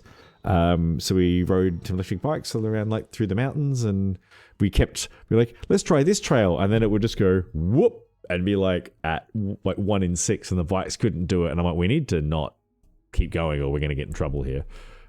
Pick up too much height too quickly. And yeah, the weather we got so lucky with weather. So it rained. It didn't rain at all until Venice, and then we missed it every single time. So like there would be rain forecast for the afternoon, and then we would just happen to walk into a restaurant and blah, blah, blah. But yeah, the Italian Alps were gorgeous. We rode the bikes both days. After the car thing, I decided to book, just have a look and find something else. I was thinking like, what's that electric bikes? Like maybe a Segway tour? I don't know, something. But ended up booking horses. So a horse ride up in the mountain. So up near, like an hour from Tiana di Sotto, up near Trento, I think. Yeah, definitely. Yeah, I mean, Japan, we got caught in rain a lot more. But yeah, so we did like this 2-hour horse ride thing, which was just nice up in the mountains, and the driving through the mountains was fucking gorgeous. And yeah, so I had like the car for 7 days. Again, like should have stayed in the big city where, you know, there's touristy things and it's kind of nice, rather than the shitty backwater town. Because we had a couple of times where we just couldn't get food. Like so up in Tiana di Sotto, we got out Google Maps, put in restaurant, walked to every restaurant within like a 300-meter radius, and every single one of them was closed, and then found out the next day that if we'd gone 500 meters, it would have been fine. Like we just had to go that bit further, and there was one that was open. But yeah, there was, yes, very, very much of it was dope. And I've got a lot of good photos. I have to go through my photos. And then yeah, from the road trip, it was then to Venice. And no, they are not, as far as I can tell. people are moving to small towns in Italy. I think, is that? Am I thinking Australia? So a lot of Australian small towns are seeing a revival. Am I just doing transference to Italy? Maybe. It's more so in the same way as many of the coastal towns in Australia. The up in the lakes, the top of the lakes, and up in the Alps, they're popular in the summer. So they're all like holiday houses for people to go boating and you know where. So if you go there in the off season, the restaurants aren't open as much or at all. So it's just that kind of thing. We just got caught out. Look, I'm sure there's examples. I think I saw the same thing. The thing is, you pay your $1 and then you get a $40,000 debt. Like it's not a that $1 thing is you sign a contract that says you will fix the house within like 5 years. So it's not a here's a fully built house that you can just move to and have a life for $1. It's about what's about to happen to EA Games. They're about to be bought out by a Saudi company or Saudi government. It'd be 94% owned by them. The Saudi government is taking out a $25 billion loan so they can afford to buy the company, and then is going to saddle the company with that loan, which will probably kill it. Your brother is ill luck for us. That's a common tactic. So investment, the way investment works is problematic in that it's the same thing that's happening with this like AI data center boom, in that your AI companies are like, hey, build me more data centers and AI will be better. And once AI better, lots of money to be made. Yay, give me money, you make money down the line because data centers make money. Yeah, cool. That's the idea. That doesn't even have to be true, right? They take the money, they start to build, they engage engineers to design them, and they buy land and they do all the things. And the people that take the money and then engage the people to do this stuff take a cut. 15, 20, 30, 100, well, it couldn't be 100, but they take a cut, right?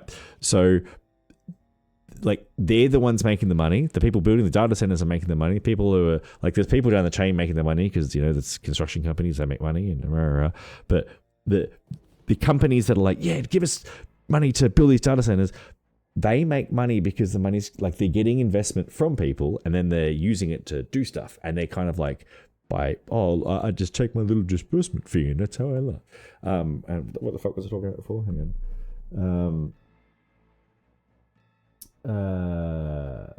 on. When companies go to,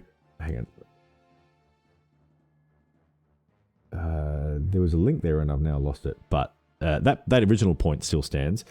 Basically what happens is these investment people will come in and go, cool, EA Games is a way for us to, that's the common thinking is they want to be able to sort of influence the Western market, is like kind of put some Saudi friendly shit in the games and whatnot. But ultimately, if you saddle a company like that with $25 billion of debt, they'll have to just sack a heap of staff so they can make profit, and then it will kill the company. And then through the dismantling of it, they'll be able to, yeah. EA's like Battlefield 6 is good. Jesus Christ, there's another battle.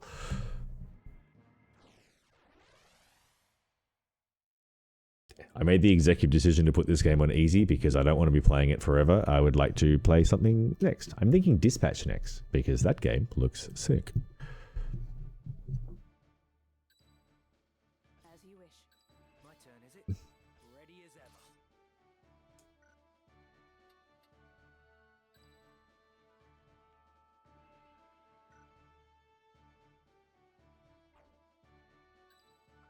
Just try to stop me. It's time. It's more, I mean, once that company goes private, I was talking about it earlier, like, there shouldn't be this default, this is bad, just because something that is typically Western or American or Australian or whatever getting bought out by a Eastern, foreign, whatever, overseas country. However, you've got to wonder why Saudi Arabia is doing this. And, you know, as someone who enjoys video games, I suspect it won't be beneficial to me anyway. So I'm a whinge. You would not stand here today were it not for me. Did you prefer digging through sordid heaps of rubble, or have you already forgotten that? And of whose making was that rubble? Yeah, I don't like it. This is the thing. Like, it's the idea to make it so all the video games that EA makes are no longer. I don't know. Not with betrayal I repay your deeds. It's probably just an investment thing. It's a, hey, we have lots of money. We put it somewhere. We can buy this company, and then we own a big chunk of the market. You truly believe that you are capable of exacting vengeance on me? I am your father, Rafa, the man who raised you from a girl. Yeah, that's the big kind of like, hey, maybe we shouldn't have this company owning.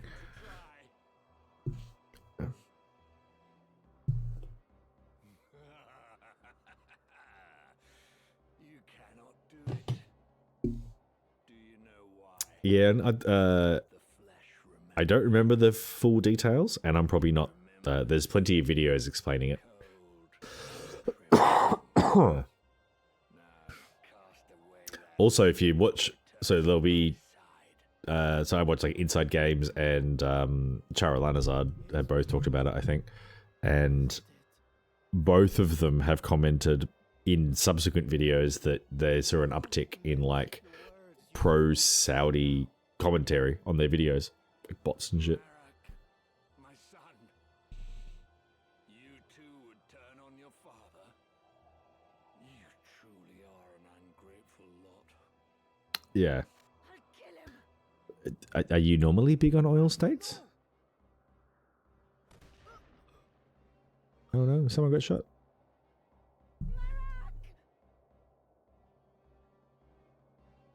Speak to me, Marak. Open your eyes. At least that one works. Rafa! Marak? You must be Ramza. I thought you'd be dead by now. Move no further.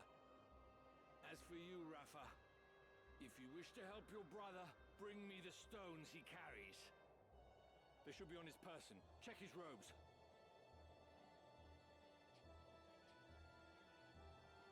Very good. Bring them to me. Quickly now, I grow impatient.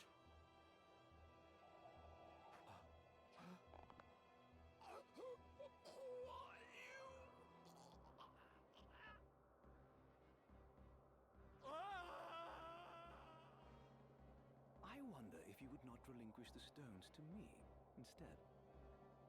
Marquis Elmdor, what are you doing here? No, dear. This is not a game of hide the stones. Yeah, the comedian thing. I mean, that's an example of what they're trying to do. There's this like They are not human. whitewashing isn't the right word. Greenwashing, But Bale boy, reputation washing. Hamza, Like, don't look at what my right hand is doing. Look at my funny left hand. It owns the things you like. Elmdor. That's it. Yeah, that's the thing. We're not evil. We own the things you like. That means you have to like us. I suppose I owe you my thanks. Forgive me for not expressing my gratitude sooner. I would have you know that I am not a violent man like Falmarth. Will you not yield the stones of your own accord? I do so hate to see blood spilt needlessly.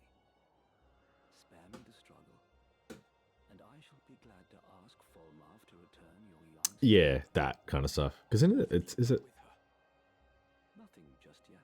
who owns F1 as well? Have her back. Like when a boomer tried to skate. What? No, Rafa. They must not go to him. An adoring brother you must be. Betrayed your sister for stones. You Bales are nothing if not dutiful. Now, there are times when one must be ruthless, but I fear you will regret this decision. I dare say your victories over Cardinal Delacroix and Wegraf have left you brimming with confidence. Why negotiate when you can simply strike us down? That is your thinking, is it not?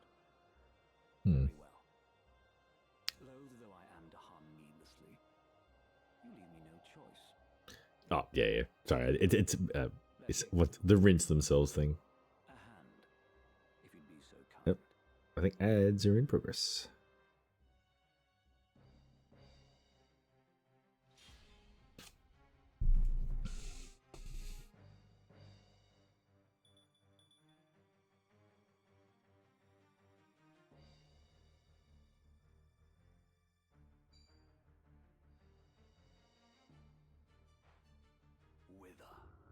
It looks an awful lot like Sephiroth.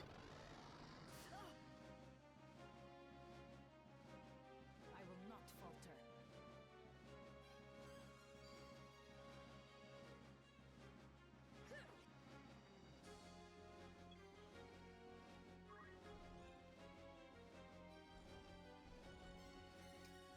How do I...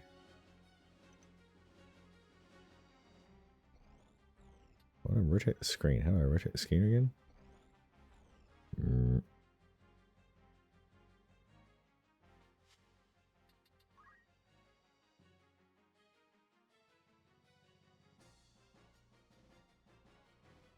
Show me the controls.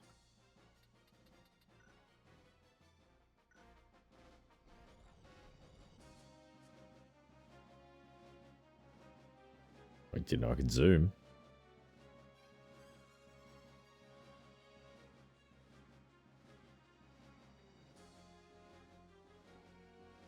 Yeah, I mean, everyone's got a price.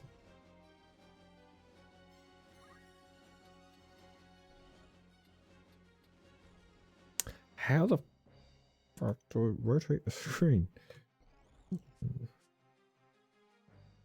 Not that many buttons.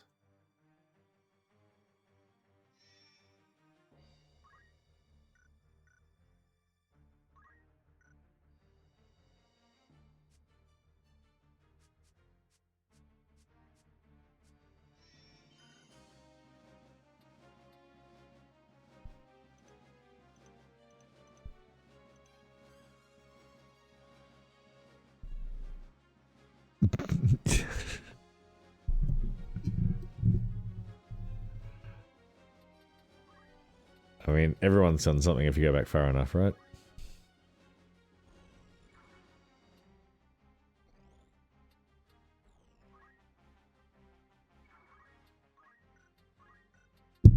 Sorry, pardon me.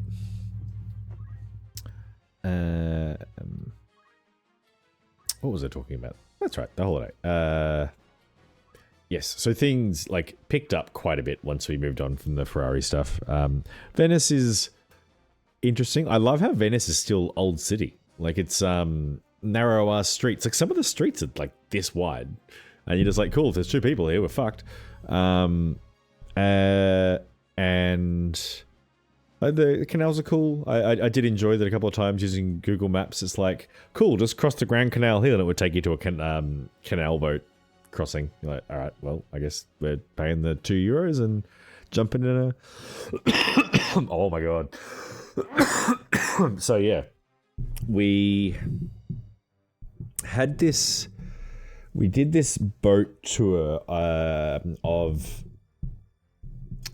we were there the week before, so we were in Rome when she turned it green. So yeah, we were staying. Our Airbnb was near the train station, which was handy, like 10-minute walk. And then from where we were, it was actually nice and quiet with a lot of good restaurants nearby. And then we could walk in to access everything else. So it was a great location. And then, if you can, no, let's take you that way actually. And go there.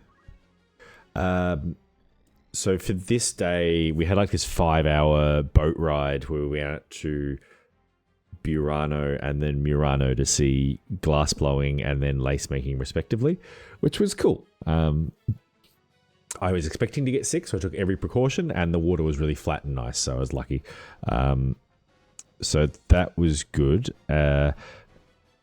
And we've been caught with the like, oh, I'm just following Google Maps, not realizing that it's taking us towards the Grand Canal and we're nowhere near a bridge, and then it would just be a gondola thing. And we got caught one time where it made us late for something, which because there was a hell of a line of people and it took like 15 minutes to get across, but that worked out okay. And then yeah, this other time, because like the gondola thing's fine, like, and I'm quite good on the gondolas, like they're really like this, but you just walk near the middle, and if you expect it to rock, you just go out for the rocking and and it's a short ride, so there's not enough time to get sick. So I was quite happy with myself for not getting unwell on the gondola rides. Anyway,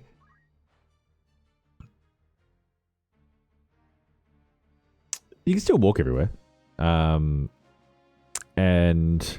yeah, so we've shown up. I think it might have been an early morning thing. Like we've rocked up to this gondola crossing and the boat was just sitting there all tied up, and I'm like, fuck, it's too early. But then as we've got to it, like there's just the dude and the lady standing right there, and they're like having a cigarette and a coffee, and it's like, oh yes, so it's like, yep, cool. So just lined up, and she's come over and jumped in the boat and said, yep, you know, €2 each. So I've given her the money for me and Kate, and jumped on and gone to sit at the back. And then like this American, so it was I think a family with a pram maybe, and then this other this American mother and daughter, and the daughter has jumped straight on, but she's not really coping with the boat rocking, and I'm like, just walk towards the middle and it won't do so much fucking ups and down. But then her mother, oh Jesus.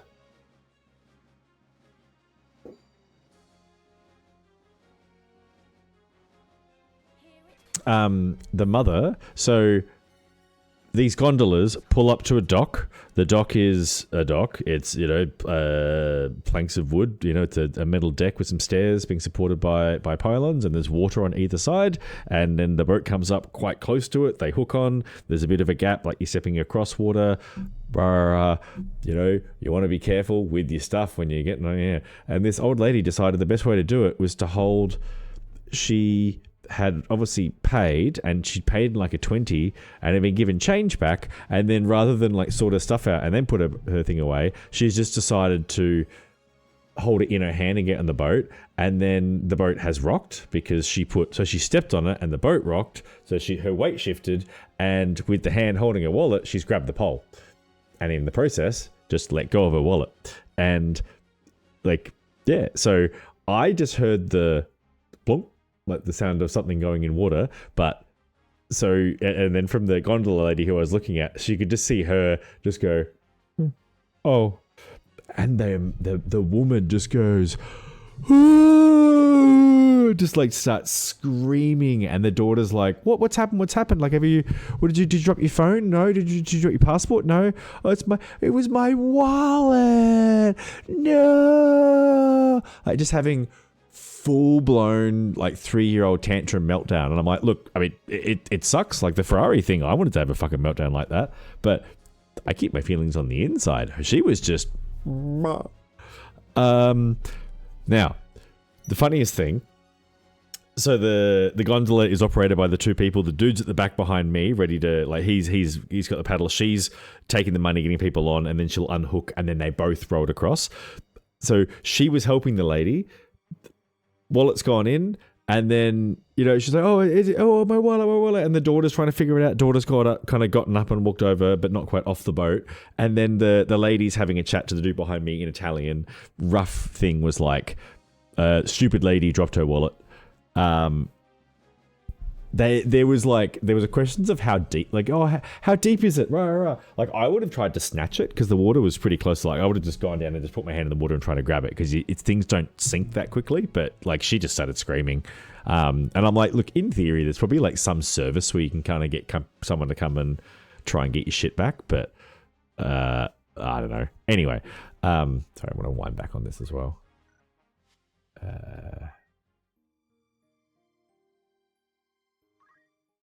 Oh, that's probably not quite far enough.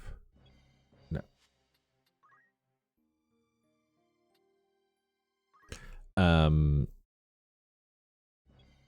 Yeah, the people operating the boat, because the daughter was already on the boat, and they kind of knew they were together, and this lady dropped her wallet, and she's just sitting on the steps kind of wailing, and the daughter is like going, oh no, you dropped your wallet. And then the lady at the back of the boat has just kind of ushered the daughter off of the boat onto the dock. The daughter, who's paid, by the way, to be on this boat, ushered her off the boat, unhooked the boat, and then pushed off. All in one swift movement, just like, fuck this noise, and gone. And then we're just like rowing across the river while she's screaming on the dock. And I'm like, I guess I'll be back in 2-3 minutes. But holy mother of God, was that just like, I struggled very much to not make many jokes. Holy crap, that was a thing.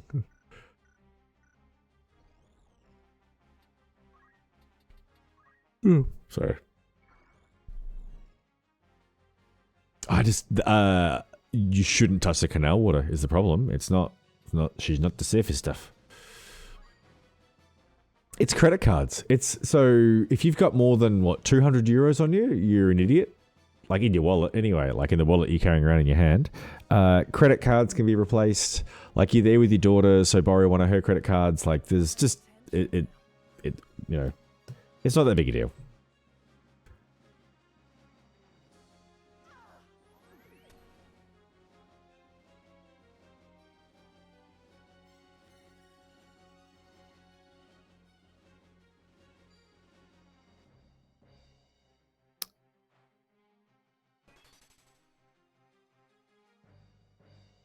These guys do some damage.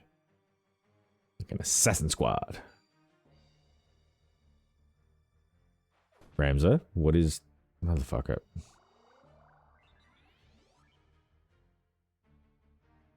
Right then.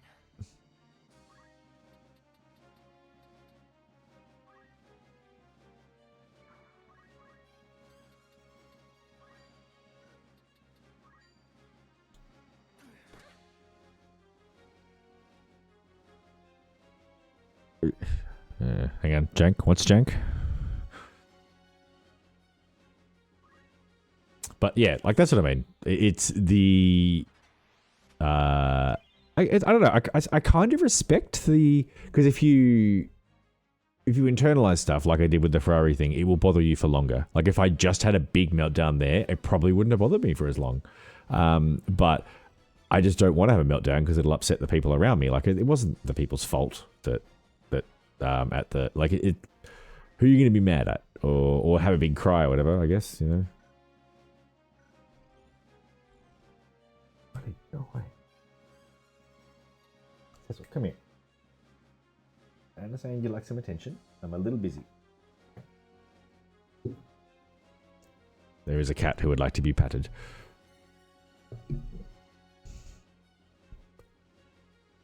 Yeah, I mean, I don't even have my cards with me when I mean, actually, that's not true. I have a couple of things with me. I pretty much think through and go, if I lost any one of these things or kind of all of these things, what's the backup plan? Like I've already... Nice work.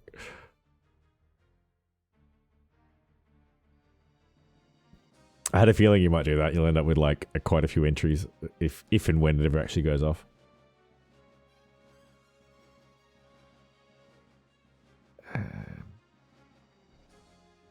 Need to actually play this game.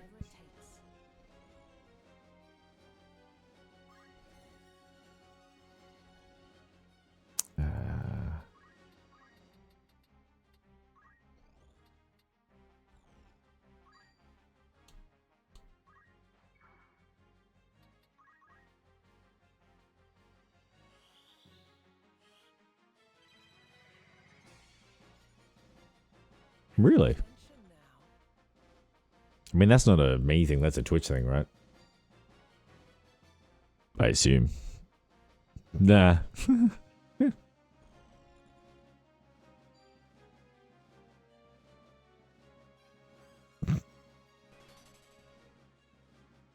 Did it work? Did it consume them now? Okay. Fair enough. Twitch is replacing back-end engineers with the AI.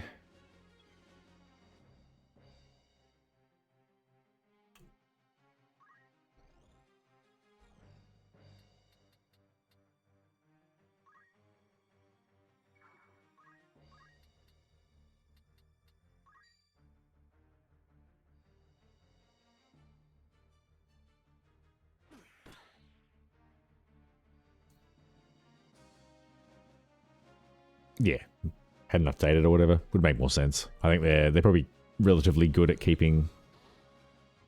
Oh, that's game over. Rafa!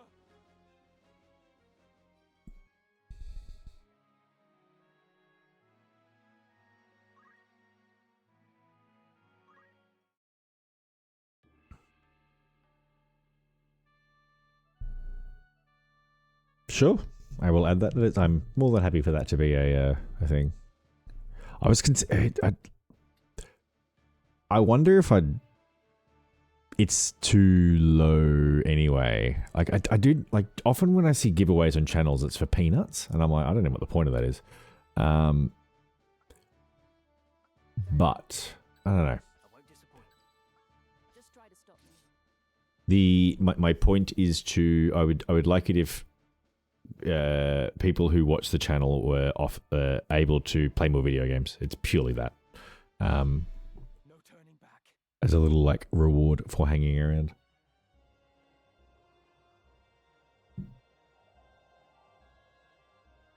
After all I've done for you, you now repay me with betrayal.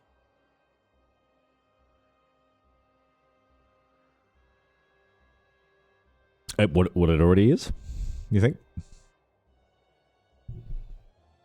You owe me your life, you ungrateful. That's what I mean. There's a difference between like I'm definitely a small channel. Like I don't watch many smaller channels, so I don't really know what the typical giveaway is for those. I'm just kind of setting it as what I see as being like a reasonable reward, but I am concerned as what the mismatch might do in terms of attracting potentially the wrong people. But we'll see what happens. You can, learn from the experience.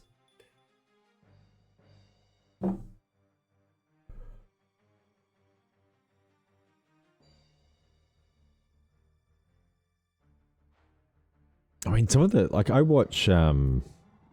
So Bruce Green, he gives away like Nintendo Switch 2s, but at like 8,000 subs, which if I'm doing my maths right, is like $40,000 a month. Or $20,000 a month because Twitch takes partners get more, but it's big fucking money. So that's what gets me with those giveaways is like for that amount of money you can buy. Well, I mean, I just don't. Like, it's not about numbers. I want like hanging out. I want to hang out with people. There would come a point where if all the money coming into the channel was then being given back out again, it would get ridiculous and feel a bit like it would be a bit weird.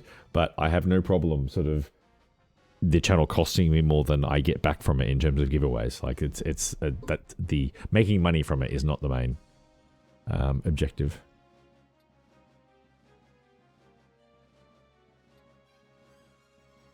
Okay, yeah, I'm kind of with this.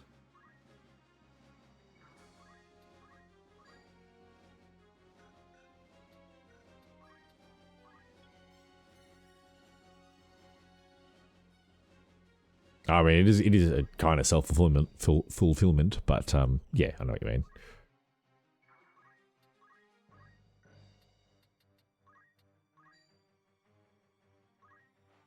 Pay attention now.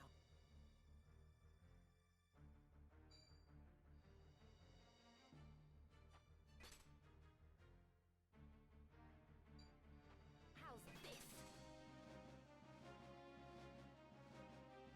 Jesus.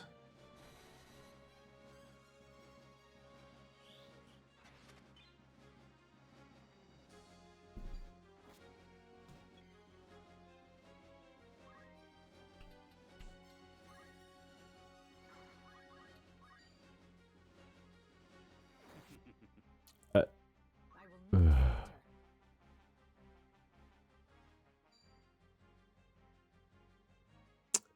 Yeah, I mean, it's there's part of me that wouldn't mind just going full time and streaming on Twitch, but the amount of money that I would need to make that like financially a good idea is, I would need to be one of the biggest streamers. So no, I think it's a hobby for me, which is just fine. Like it's if it grew into something that was worthwhile, like what I would do is reduce workload because there's like I actually enjoy the job that I do these days anyway. Now that I've changed. I don't. Does Asuna? I don't know if it's gonna fix. Stop is the problem.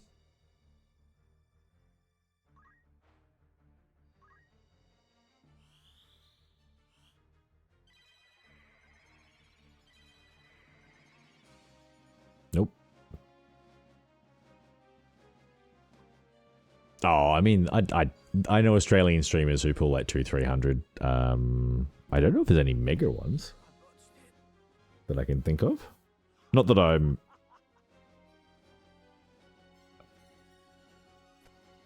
Actually, I mean, so Paladin Amber is the only. Oh, and there's like music streamers and blah blah blah. Jesus, this fight's going exceptionally. What the fuck?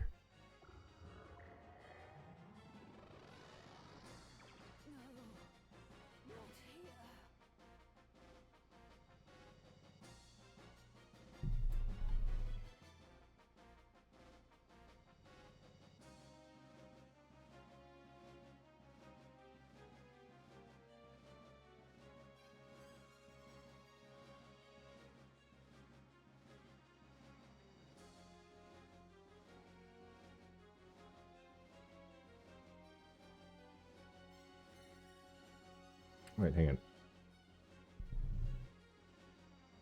Okay. Target Letty or Celia until they drop to critical status. Okay.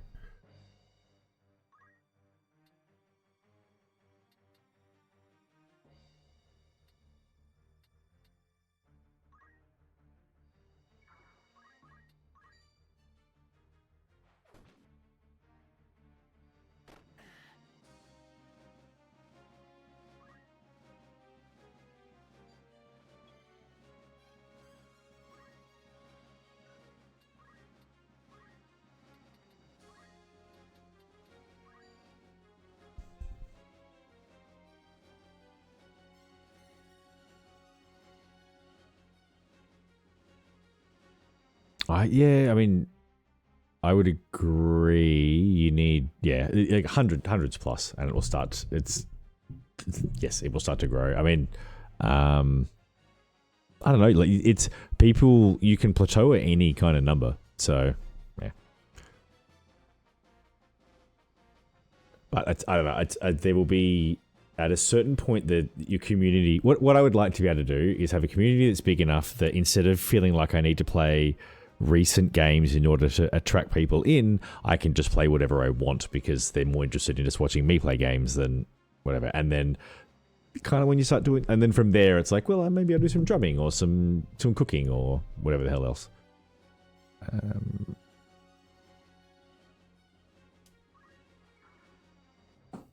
Pestily is not someone I'm aware of, but I might check him out.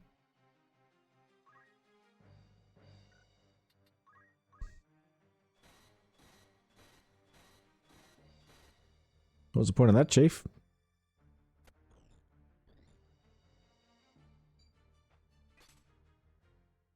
Are you fucking shitting me?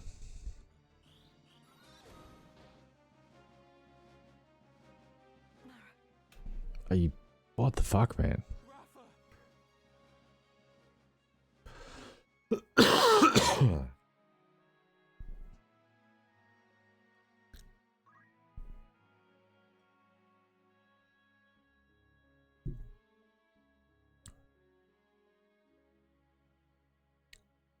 So IRL is like just I whack a camera on my forehead and start walking around, right? I imagine if I did that with my work, I'd probably just get sacked. We shall have a try.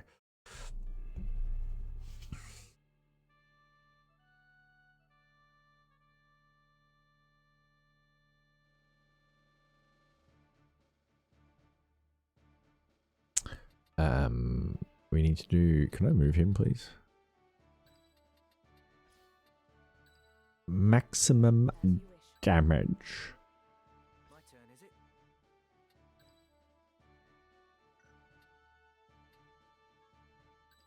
Ready as ever. It's time.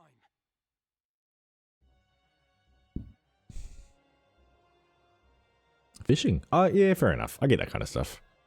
To be fair, I feel like that'd be a go in Australia. Do some like Clarkson's farm style shit. You owe me your life, you ungrateful wretch. You would not stand here today were it not for me. Did you prefer digging through sordid...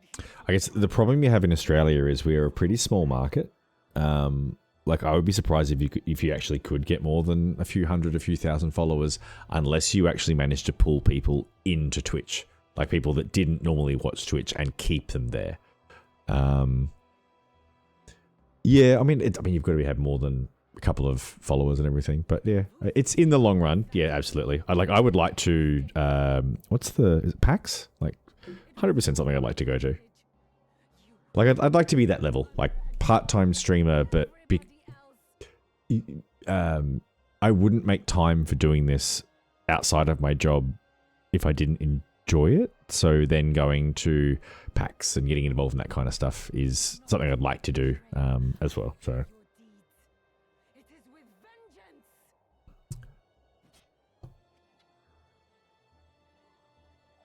well, it's so. So I live with a guy who realized this, and he quit his job, and this is what you were talking about. He left his job so that he could, because he started streaming at midnight. Like, so if you want to, exactly, that's what I mean. Like, there's only so many people watching, and you'll pull like, so I get viewers from like Japan and Bangladesh and all kinds of places, but if you wanted to go big, you would have to pull American viewers, because that's where most viewers are. So you need to stream to American time zones, which is the middle of the night in Australia. So yeah, you'd be getting up at 1, 2 a.m. and going live then and streaming till like 7 a.m. Because I mean, it's what? No, it's right now. It's like what? Midday in the US? 7:22 a.m. And that's Washington. So it's like that's yeah. So you if you start in a few hours, you're a daytime streamer. Otherwise, you want to start in about 12 hours. So you need to stream in the middle of the day in Australia, so that you're a nighttime streamer in the. It's yeah. I don't know. Like you'd have to almost start sleeping in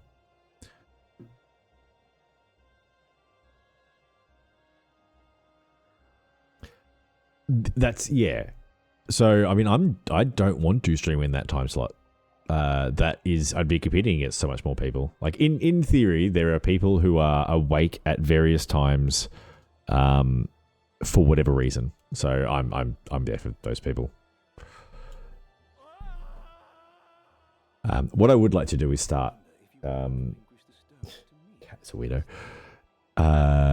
Creating short form content as well. So I don't know if anything in this is snippable, but I might go back and have a look at if anything is snippable and get some short form content up, which is another way to bring people in and get them interested. Maybe I could put maybe I put some stuff on YouTube. I don't like just grabbing VODs and dumping them on YouTube. It's unreasonable to expect people to watch that shit.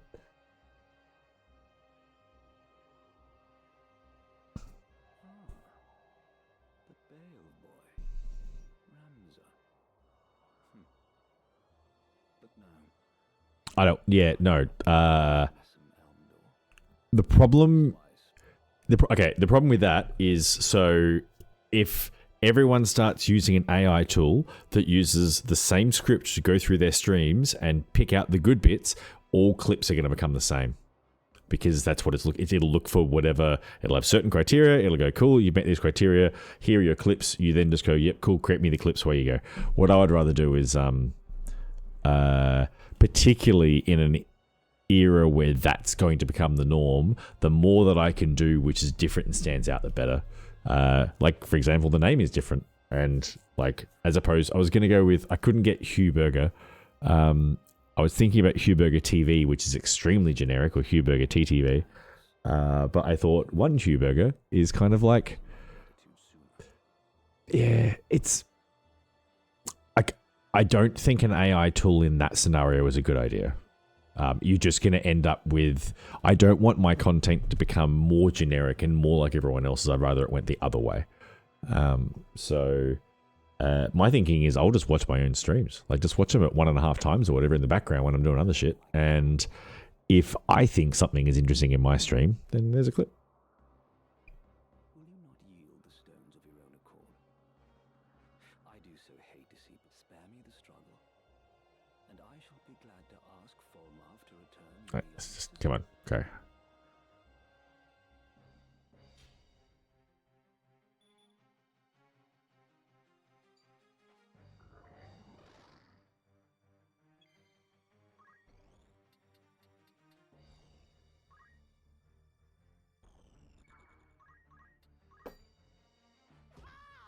Aren't we a handful? Are you kidding me?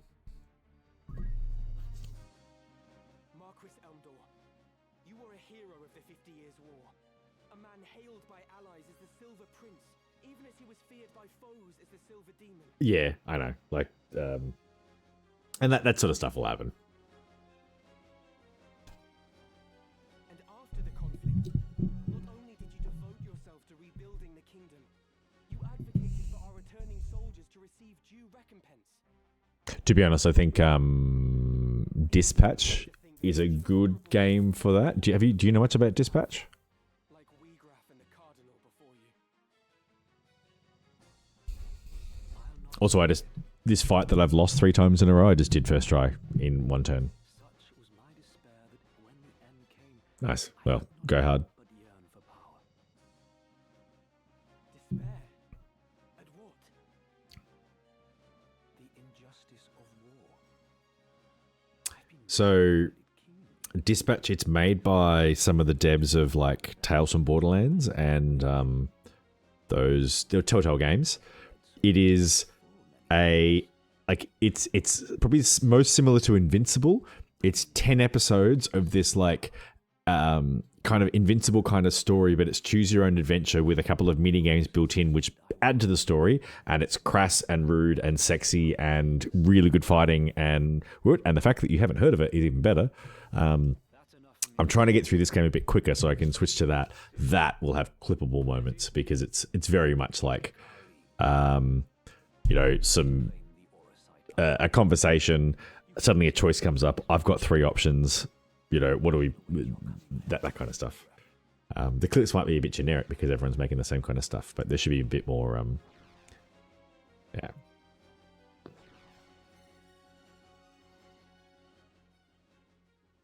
The content, this game is good and I'm enjoying it, but the content is a little dry and hard to, unless you're just going to mock their accents.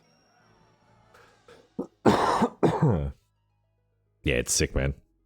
I have watched someone else play through it, and I'm still keen as beans. Look, Marat.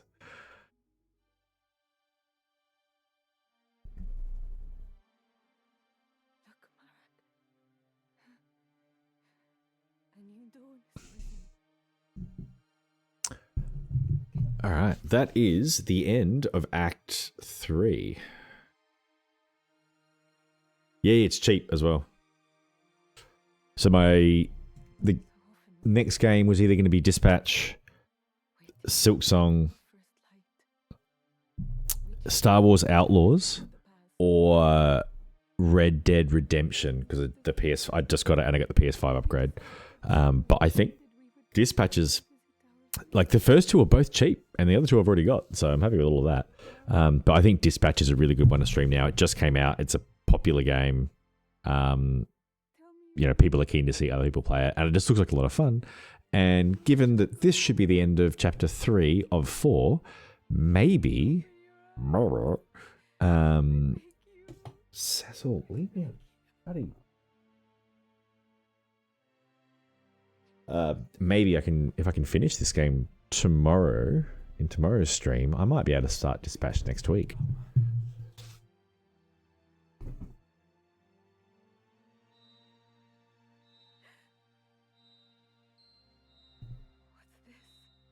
Being a little pushy, mate.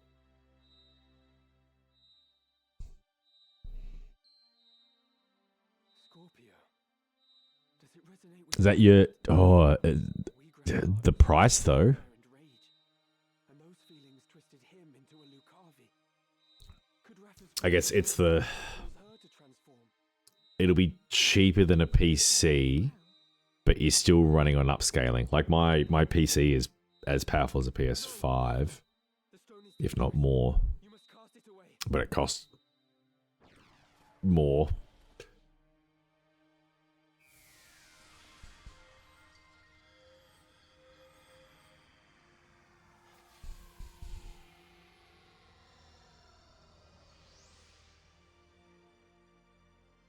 What?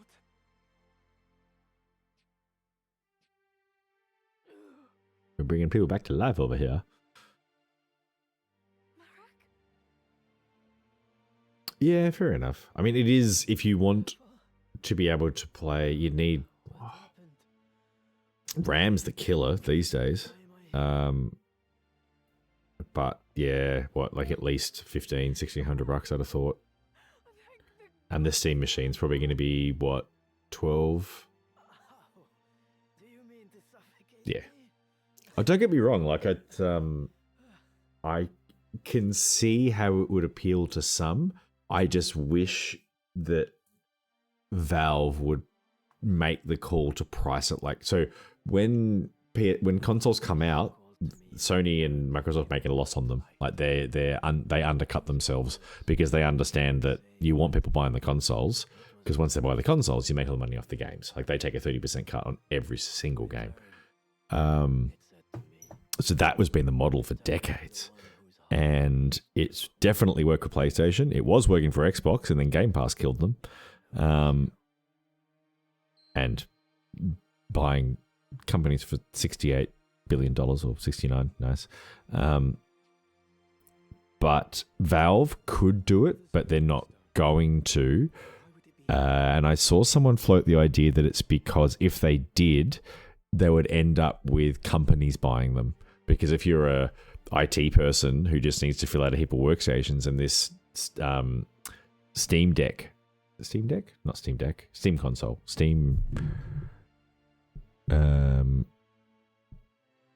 Steam console, they'll buy them for, like, because you could just run Windows on it and it becomes a work computer because it's cheaper than buying in like other computers. Well, that's the thing. So Steam will recognize that and go, well, we don't want to price it in such a way that we're undercutting PCs and end up having to, like, we would be, because they don't make money on that. Like, the only way, if you're going to sell it at a loss, it has to go to gamers. And how do you make sure it goes to gamers? Well, it's too fucking hard. So it can just be, yeah. Oh, sorry. Steam Deck is the handheld one. Yeah. Yeah. But yeah, that's why it can't be cheap, because it's a PC. So if it was a cheap PC, not just gamers will buy it. And the whole point of making it cheap is because you can make money on the games, and Steam does make money on their games. So that makes sense.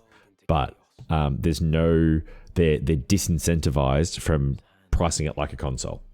So like it's comparable. It's not really comparable to PS5, but so, like, you know, in theory, if it came out in Australia at what, like $600-700, that'd go pretty well, right? Like you can just plug it into your TV and basically play any Steam game and it will run, even if it's upscaled. Like it won't be $700. It'll be 12, 13, 14. And that's for $1,400. You can walk into a Harvey Norman or a JB Hi-Fi and pick up a PC, and that will run games. It's that's what I mean. Like it's you know, pretty much like if like I bought the Switch too, and I have not used it, mostly because I wasn't playing Switch at the time. Like I'm currently playing my 2DS. I took the 2DS to Italy with me and played that the entire time. Eventually I'll get all the way to the Pokemon Scarlet and jump to the Switch too. But I just like having the new consoles. And I haven't bought a Steam Deck. I won't buy a Steam console because I can run Steam games on my computer.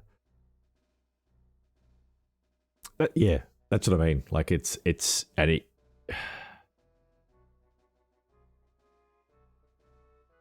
Yeah, I traded in my PS4, so PS4 Pro. I think I paid like $300 for my PS5.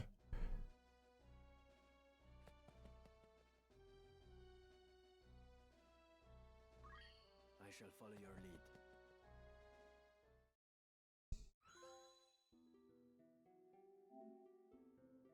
I have never seen such Chapter 3 complete. There are corpses at every turn.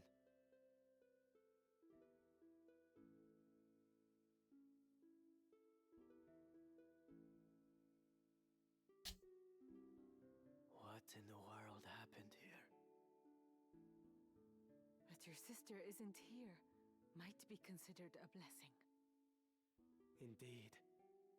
This is truly dreadful. They had her in the castle, I am sure of it. They must have taken her elsewhere during the fighting.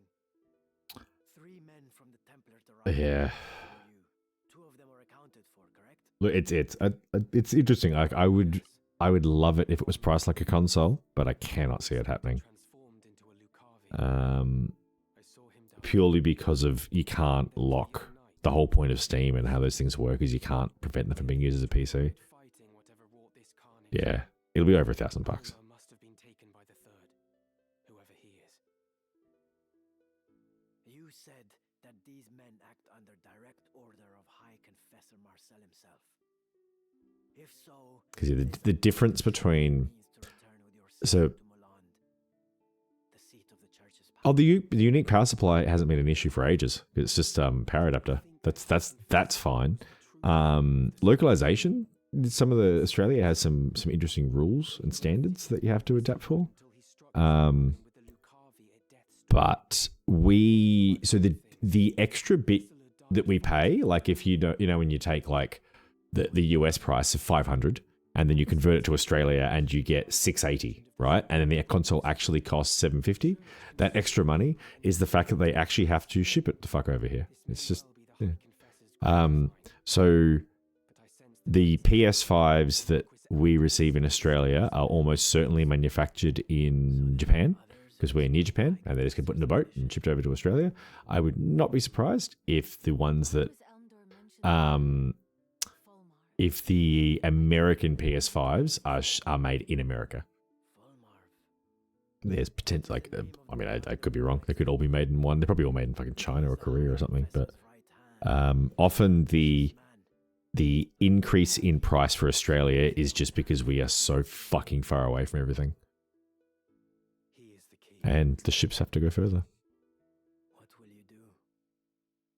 Yeah. It's I mean, the point I was making about the Steam Deck, because the Steam Deck runs Steam, it's running on a skinned down version of Windows. Same as the handheld Xbox ROG Ally X, whatever the fuck it is.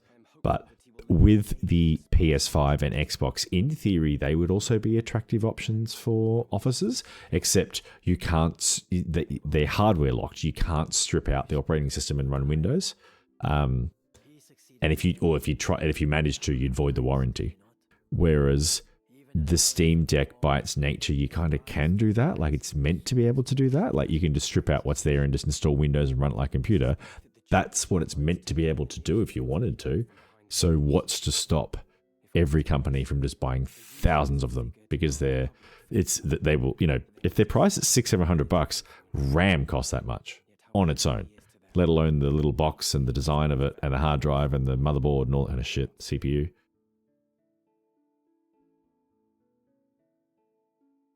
I mean, Steam Deck will just be, Steam console will run like Steam Deck, I imagine. So it'll have a very thin layer of Windows.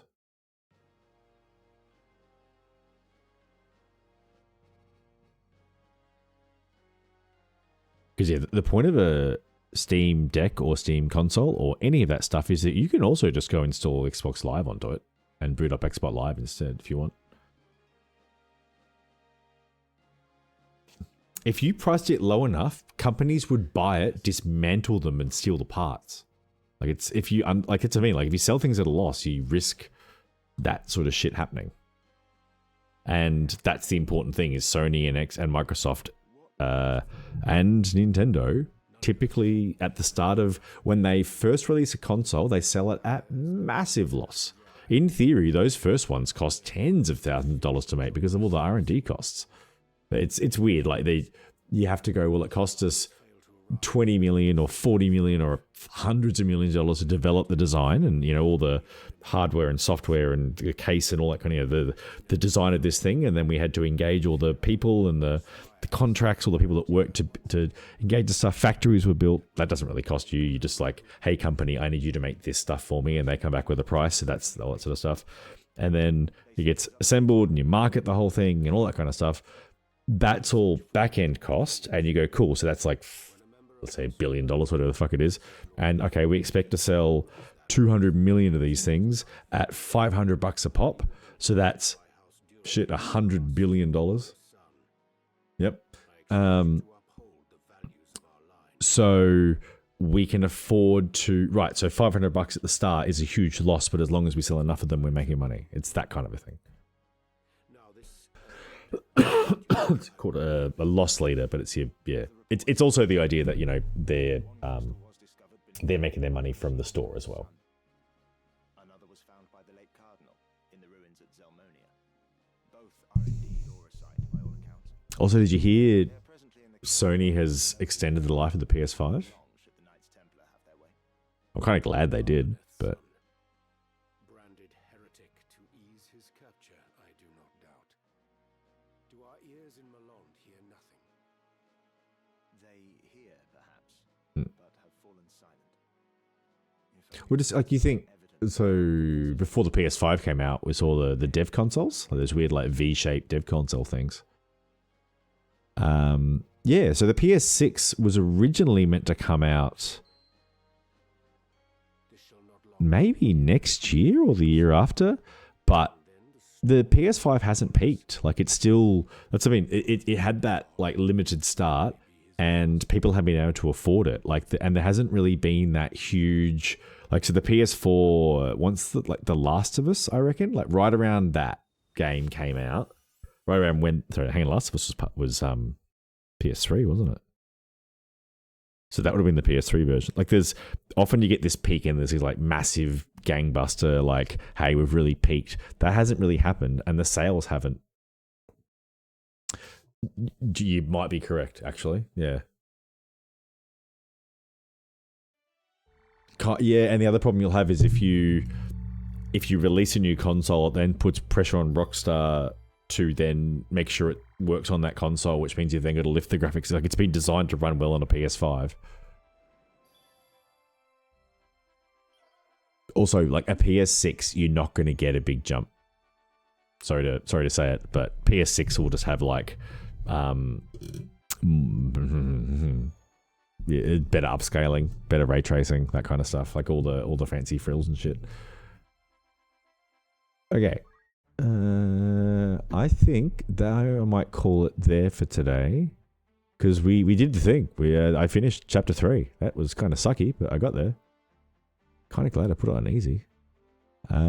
Chapter 4 has many parts, but I mean, let's try tomorrow. Because my streaming is so patchy over the next couple of months, I've added a bonus stream tomorrow. So yeah, I'll be online around the same time. I think 6:30 my time. Should be on till about now, probably maybe a bit earlier. But and then again on Tuesday. Hopefully I can knock this one off and head towards dispatch. But yeah, keen to get stuck back into it. I've got people working on some new art for me. It's just Christmas stuff and like end of year stuff. Sweet. All right. Might see you tomorrow night. Thanks for hanging out. And yeah, good to see you again. See you again soon. Later.